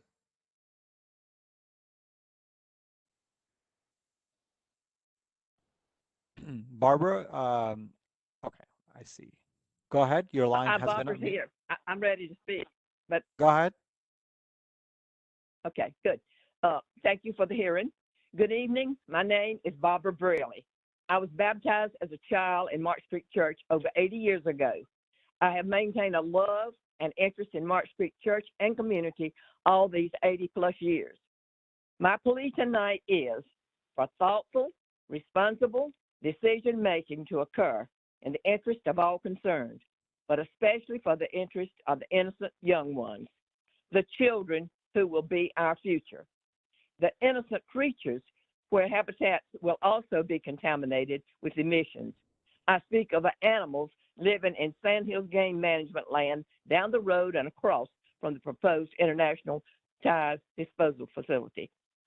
And for the productive little chickens and for the honeybees of the farms and yards of our people, even for our cats and our puppy dogs. For reference, I look to the Washington State Department of Natural Resources, called the DNR of that state, and their creosote piling removal program. DNR has sought to reduce the sources of toxic chemicals to the environment by removing derelict creosoted pilings and overwater structures. According to that agency, creosote causes high mortality and developmental abnormalities in heron eggs. A study of heron in San Francisco Bay found embryos spawned onto creosote-treated pilings had 100% mortality rate. 100% mortality rate.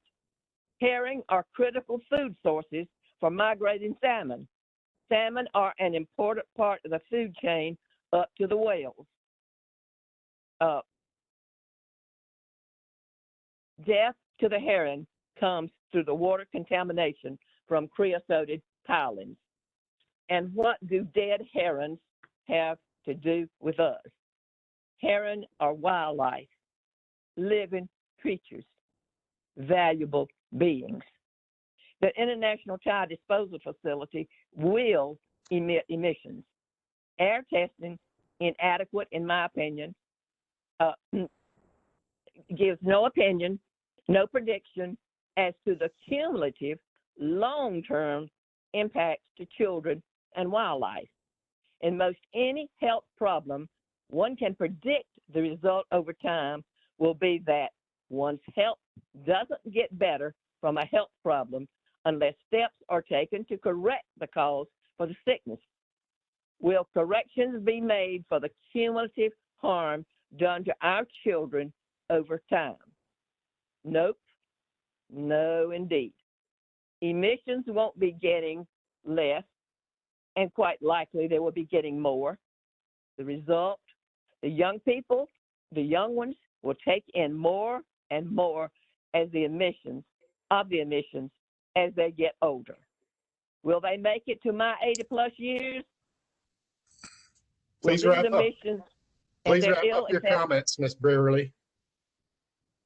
Beg pardon? I said your time has run out. Please wrap up your comments. With these emissions and their ill effects, we cannot count on better health for the little ones, whether children or animals. As chairperson of the Children's Church program at Mark Street Church, I have children under my care and concern who already take breathing treatments. Please do not bring to the young ones, the children, the animals, a facility that will over time, in all likelihood, bring them less opportunity to grow and thrive in a healthy environment.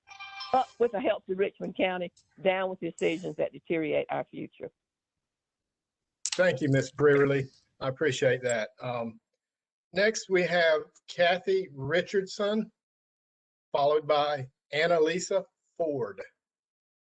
Kathy, I believe you, okay, go ahead.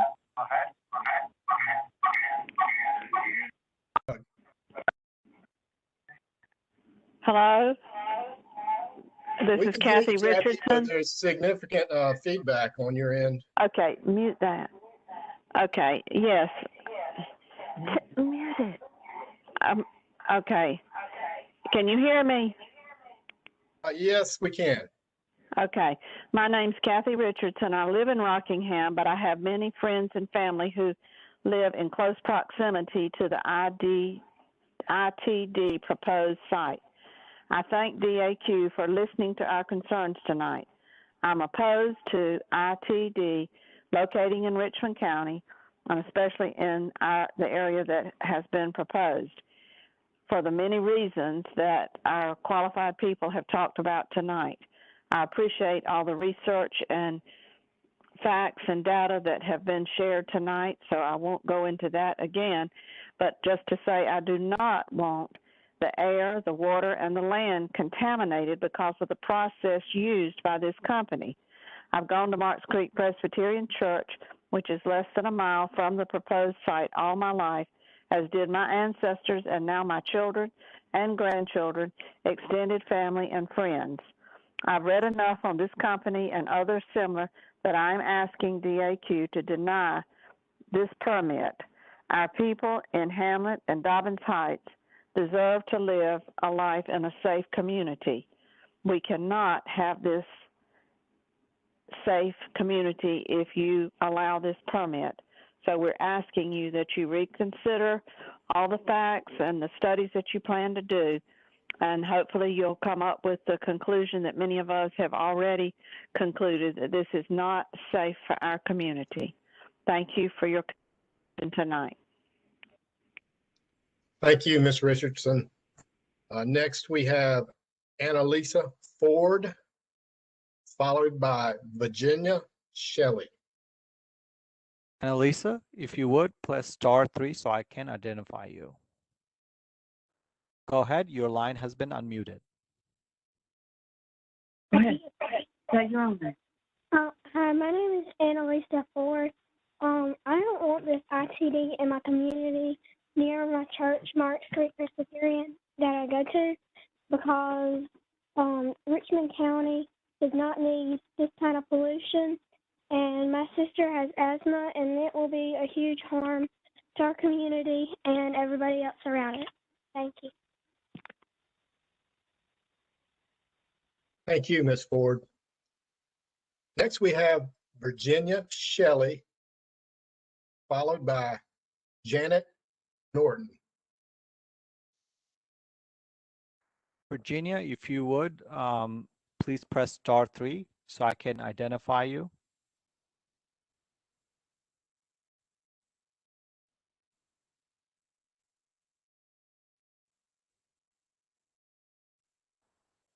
Brad, we may have to come back to her. Okay, we'll try you again, Ms. Shelley. Next, we have Janet Norton.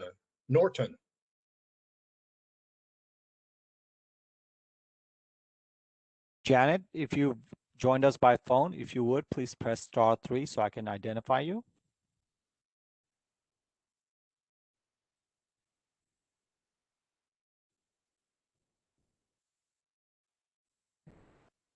We may have to come back to her. Okay, well,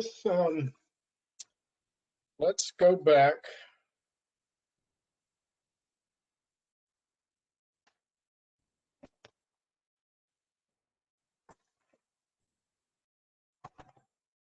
Number 14, Rahat. Need to go back to caller or registrar 14. Okay. And that is Stephen Norris. Mr. Norris was not able to join today, so we'll have to move on. Okay. Well, unless we have Miss Virginia Shelley or Janet Norton, that is everybody that has registered to speak tonight. So we'll call again. Brad, we have a couple of folks who indicated in the chat that they want to speak, and also if you allow Basil Senior is on the line as well. Okay, who do you want to start with? We can start with Basil, Mr. Basil. Your line has been unmuted, Mr. Basil. Go ahead. tonight. Feedback is, because I signed up another Plifka, 5 sites last week in Indian CEO of International Tide Disposal. I wanted to begin by thanking the DEQ for its professionalism and thoroughness throughout this process. I also wanted to thank the community members who have spoken this evening. To begin, I wanted to say something about our company as it is presently, and then something about the history and successes. Our company has been headquartered in the beautiful town of Weddington, North Carolina, not too far from Hamlet, about 45 minutes. Since 2006, we have offices throughout the United States and Canada. We have 150 employees and have proven our commitment and value through over 800 rail projects with over $1 billion worth of improvements to the infrastructure of this great nation. And now I want to talk about our company history. The company was founded by my father in 1956 in the small industrial city of Warren, Ohio. The company eventually flourished into a predominant general contracting company servicing 7 of the Class 1 railroads, including CSX. Today, we are considered to be one of the top 3 suppliers to CSX, providing rail salvage, site civil work, and design build services. Our company has developed environmentally friendly parking solutions that reduce water runoff, all while cutting costs, winning the Industrial Fabrics Award and other accolades for its proven success in the automotive and eco parking industries.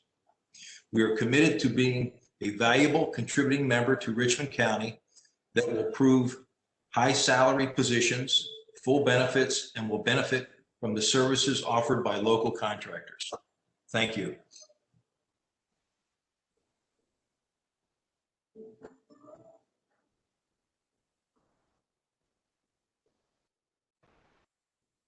Okay. Thank you, Mr. Polipka. At this time, Rahat, I was going to ask people to enter their names in the chat. Would you rather just go with raised hands and solicit names? What's your preference? I have quite a people queued already, so let's maybe go through them, and then we can call on as we finish these few folks that have already registered and have expressed interest. Okay. So for everybody that's listening tonight, we can't really identify who you are. Rahat will unmute the first person that raised their hand. We don't know who that is, but please, I guess everybody try stating their name, and whoever comes over on the speakers will go with their comments. And then once we've taken your comments, if you would, please put your hand down and we'll proceed. Marty Butler, go ahead. Oh, you have names. Just one. Mr. Bartlett, your line has been unmuted. You can go ahead and make your comments now.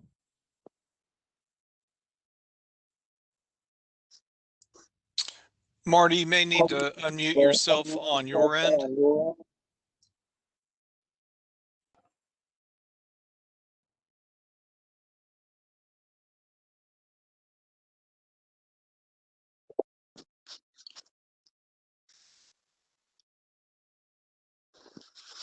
Marty, go ahead. We'll have to come back to Marty.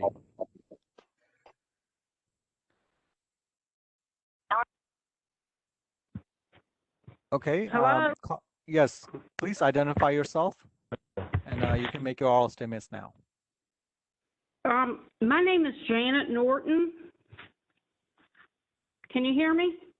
Yes, ma'am. Okay. For some reason, I wasn't able to speak a minute ago. I couldn't get my mic to work. I do not want to see this area land use become a waste dump for the rest of the country. The crosstie burning will lead to similar land use of waste disposals because nothing else will want to locate here. Last year, my husband was told by a former county commissioner that he had been working on the siting of this crosstie burning facility for over 3 years, but did not communicate these efforts to the city of Hamlet, whose water supply would be affected. The fact that the county commissioner was recruiting the Crosstie burning facility for over 3 years, and then the group, and I'm sorry, then there were the group charged with changing the zoning to allow the facility is a clear conflict of interest. It's unethical and probably a violation of state law.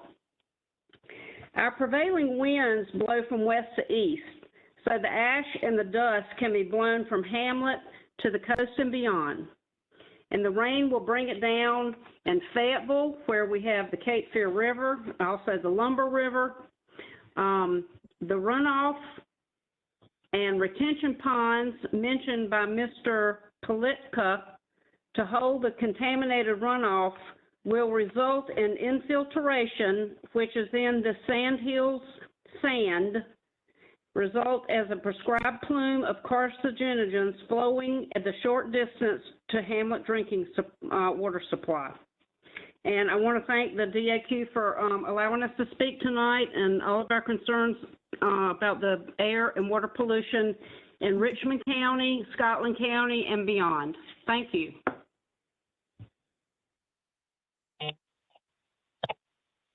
Okay, next up, Colin user, I'm not sure, unmuted your line.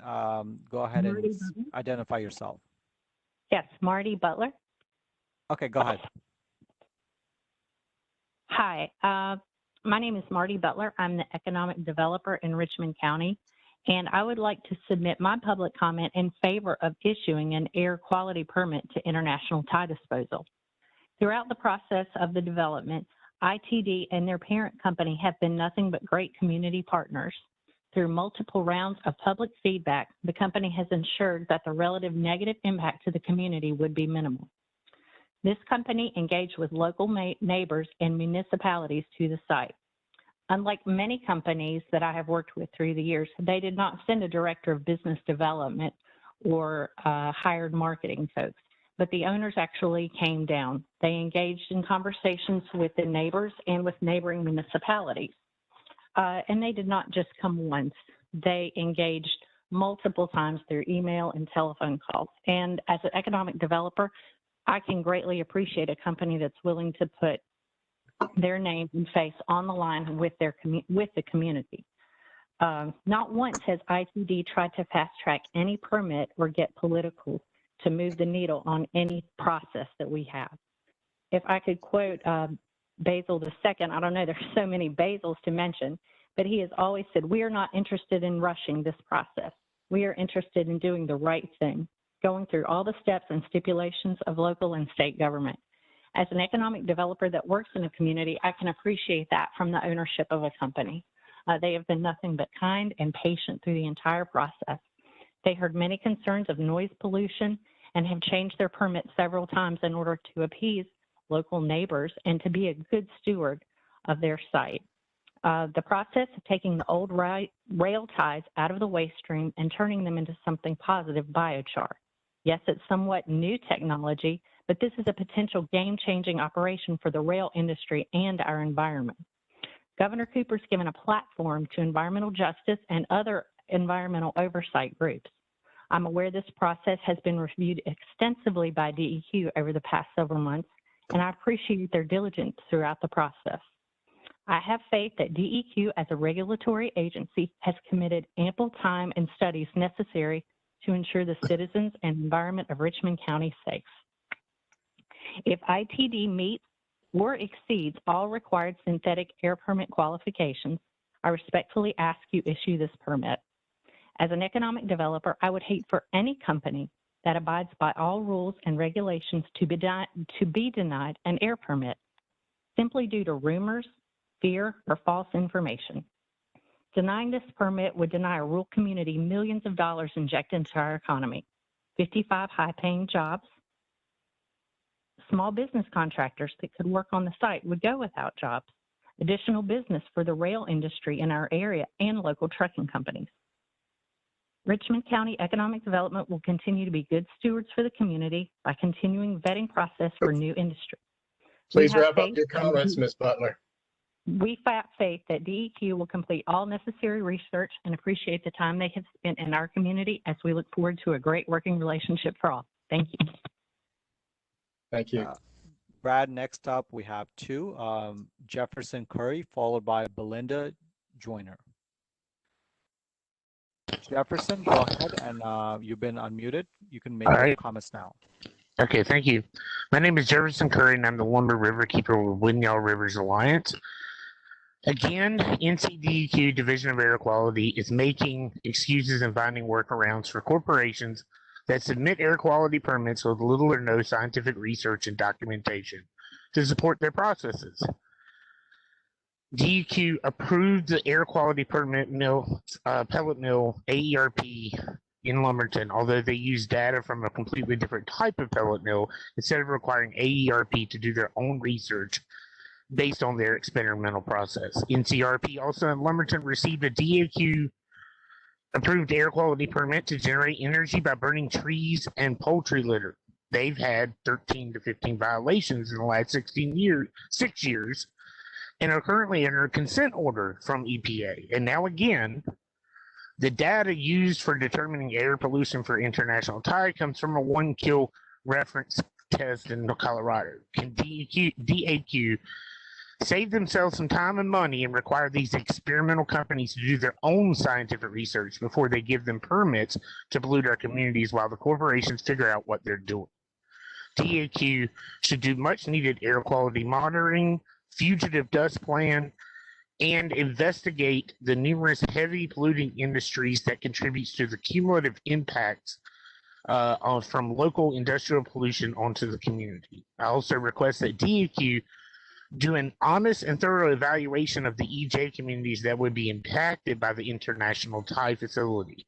DEQ is evaluating within 3 disconnected areas, a 1-mile radius around the facility, and circles around Dobbins Heights in the town of Hamlet. DEQ claims they included those areas to provide the best possible outreach and engagement. But by doing so, they're also disregarding the households of people that don't live inside their tiny little circles. Don't the impacts of those folks deserve to be included? Finally, since my job as Lumber River Keeper is specifically about water quality, it is disturbing to know that such a heavy polluting industrial site will be only 2,500 feet from the source of local municipal drinking water, not to mention the drinking water of others in the area who often have shallow wells dug into the poorest sandy land of the region. I hope DEQ and DAQ will do better by the citizens of Richmond County, the Sandhills, south of Pinehurst, and southeastern North Carolina, because folks are tired of having their environment and their communities dumped on by the worst of polluters. Because in fact, any job isn't a good job, especially if it impacts your family and community for generations. I ask that DEQ deny the air quality permit submitted by International Tie. Thank you. Thank you, Mr. Curry. Next, I believe we have Belinda Joyner. Yes. Can you hear me? Yes, ma'am, we can. I'm going to be very polite like the people from International Tie. Good evening, DEQ, and I'm so glad that you all are doing this. Environmental justice is said to be the fair treatment and meaningful involvement of all people, regardless of race, color, national origin, or income, with respect to the development, implementation, and enforcement of environmental laws, regulations, and policies. First, let me say that I am opposed to this permit. I live in an impacted area. And like it's been said before, they use us as a dumping ground. I'm listening to the economic developer speak about the jobs, and it's not that much harm. My question to them and International Tie Disposal, would you want to live in that community? Move there and, to show these people just how, none affected that this plant will be. Move to the area yourself and see. Because see, you bring this stuff to us, but then you don't want it in your community. And when little Johnny or little Sally get asthma or cancer or COPD, are you gonna pay the hospital bills? You talk about economic development, and that's all we hear is, oh, it's gonna bring jobs, it's gonna bring this, it's gonna bring that.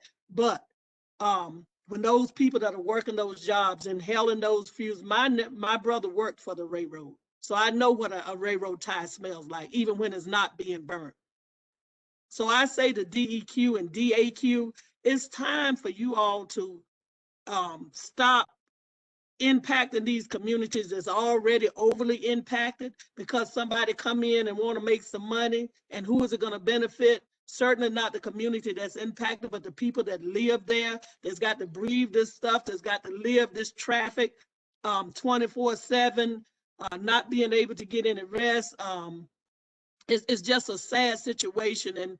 And you know, just listening to DEQ and DAQ, when somebody has banned this already in one state, that should be an eye opener to you all to take a look and stop taking these big companies into consideration, but taking the people that's going to be affected by it. Because like I say, they don't live in the community. They will not live anywhere in close to the community, but it's okay for them to come in and kill us. And, you know, we're saying that COVID, Black and Hispanics are affected by the COVID. This is why we are infected, because you all allow these companies to come in and dump in these communities. And like I said, they live nowhere close to the community, wouldn't be allowed.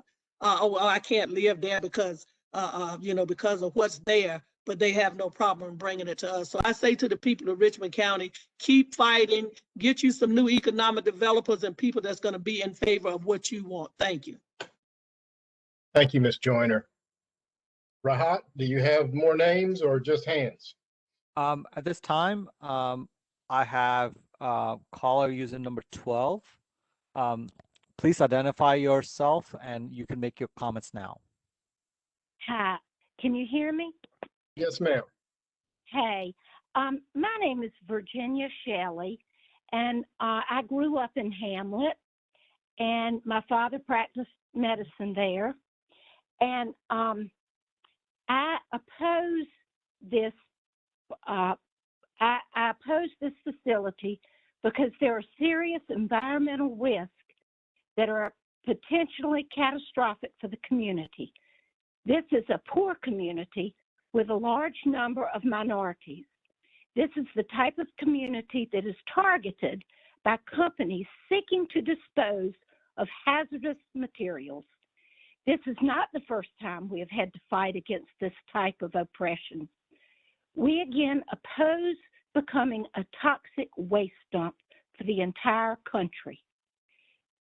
People in Hamlet and at Marks Creek are devoted. It's a devoted congregation, and it's just a shame that they're going to be a half a mile from this waste dump.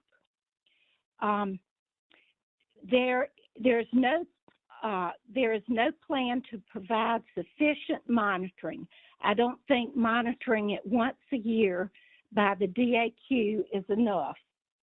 There seems to be inefficient staffing, and while $20 an hour may be higher than average wage in Hamlet, it is not sufficient to attract the highly trained employees required to keep us safe. In addition to $20 an hour, $20 an hour is not adequately a compensation for anyone to risk their lives. Who will pay their medical bills if they become sick? We will. Who will pay for the cleanup cost if there is an accident? We will. Hamlet has already had one big fire 30 years ago. We don't need another one. We do not want to become the next Flint, Michigan. Keep this operation out of Hamlet. You are receiving a lot of information from a lot of intelligent, knowledgeable people from our community. You need DAQ and DEQ. Please, you need to listen to us, and please deny this permit and the construction of this site. Thank you. Thank you, Ms. Shelley. We have Hope Norton. Yes.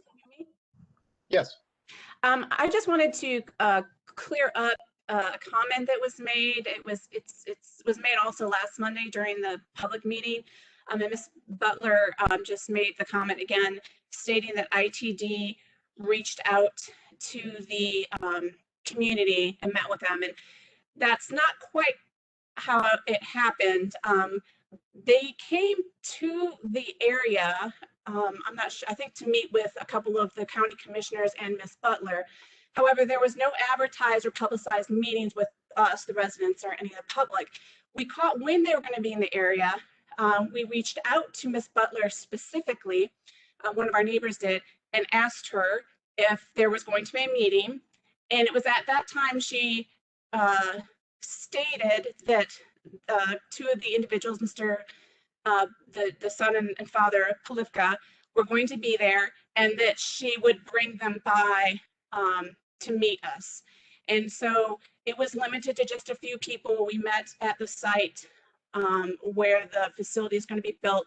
But I just want to clarify that, because to me, that's not outreach. Had our neighbor not reached out to Ms. Butler and asked her specifically, we never would have known, and we probably never would have met with the Polivkas, because we received no email, no call, no text, no letter in the mail, nothing. We literally, through a mere chance, a phone call the day before, that it was arranged that we could meet. So I want to clarify that's not outreach. That's all I had to say. Okay, Ms. Norton, thank you for that comment. Rahat, do we have any others? Not at this time. Okay, I'll make another call if anybody has additional comments that they would like to provide. Please either raise your hand on WebEx or hit *3 on your phone.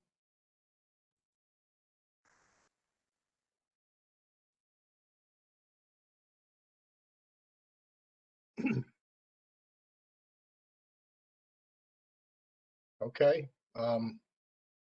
Sounds like that is everybody that would like to provide comments. If you did not speak, but you'd still like to provide some comments, there's still time. There's several ways to make those comments. The comment period will be open until March 3rd at 5 p.m. That's this Wednesday. To make those comments, again, you can call 919-707-8714 and leave a voicemail message. We ask that you leave your first and last name, whom you are representing, and state your comment, and indicate, please, that it is related to the International Tide Disposal Project. You can also provide written comments until the comment period ends on March 3rd. To provide those comments, please email them to daq.publiccomments@ncdenr.gov with International Tide Disposal in the subject line. You can also mail written comments to the address listed in the public notice on our website. Based on the information received during tonight's hearing and the comments received throughout the comment period, I will make a recommendation to the Director of the Division of Air Quality for his consideration in making a final decision on whether to issue the air quality permit to International Tide Disposal. I thank you for your patience, your cooperation, and your attendance tonight, and for your interest in the air quality permitting process. And I will now consider this public hearing to be closed. And I hope everyone has a wonderful evening. Thank you again for your participation.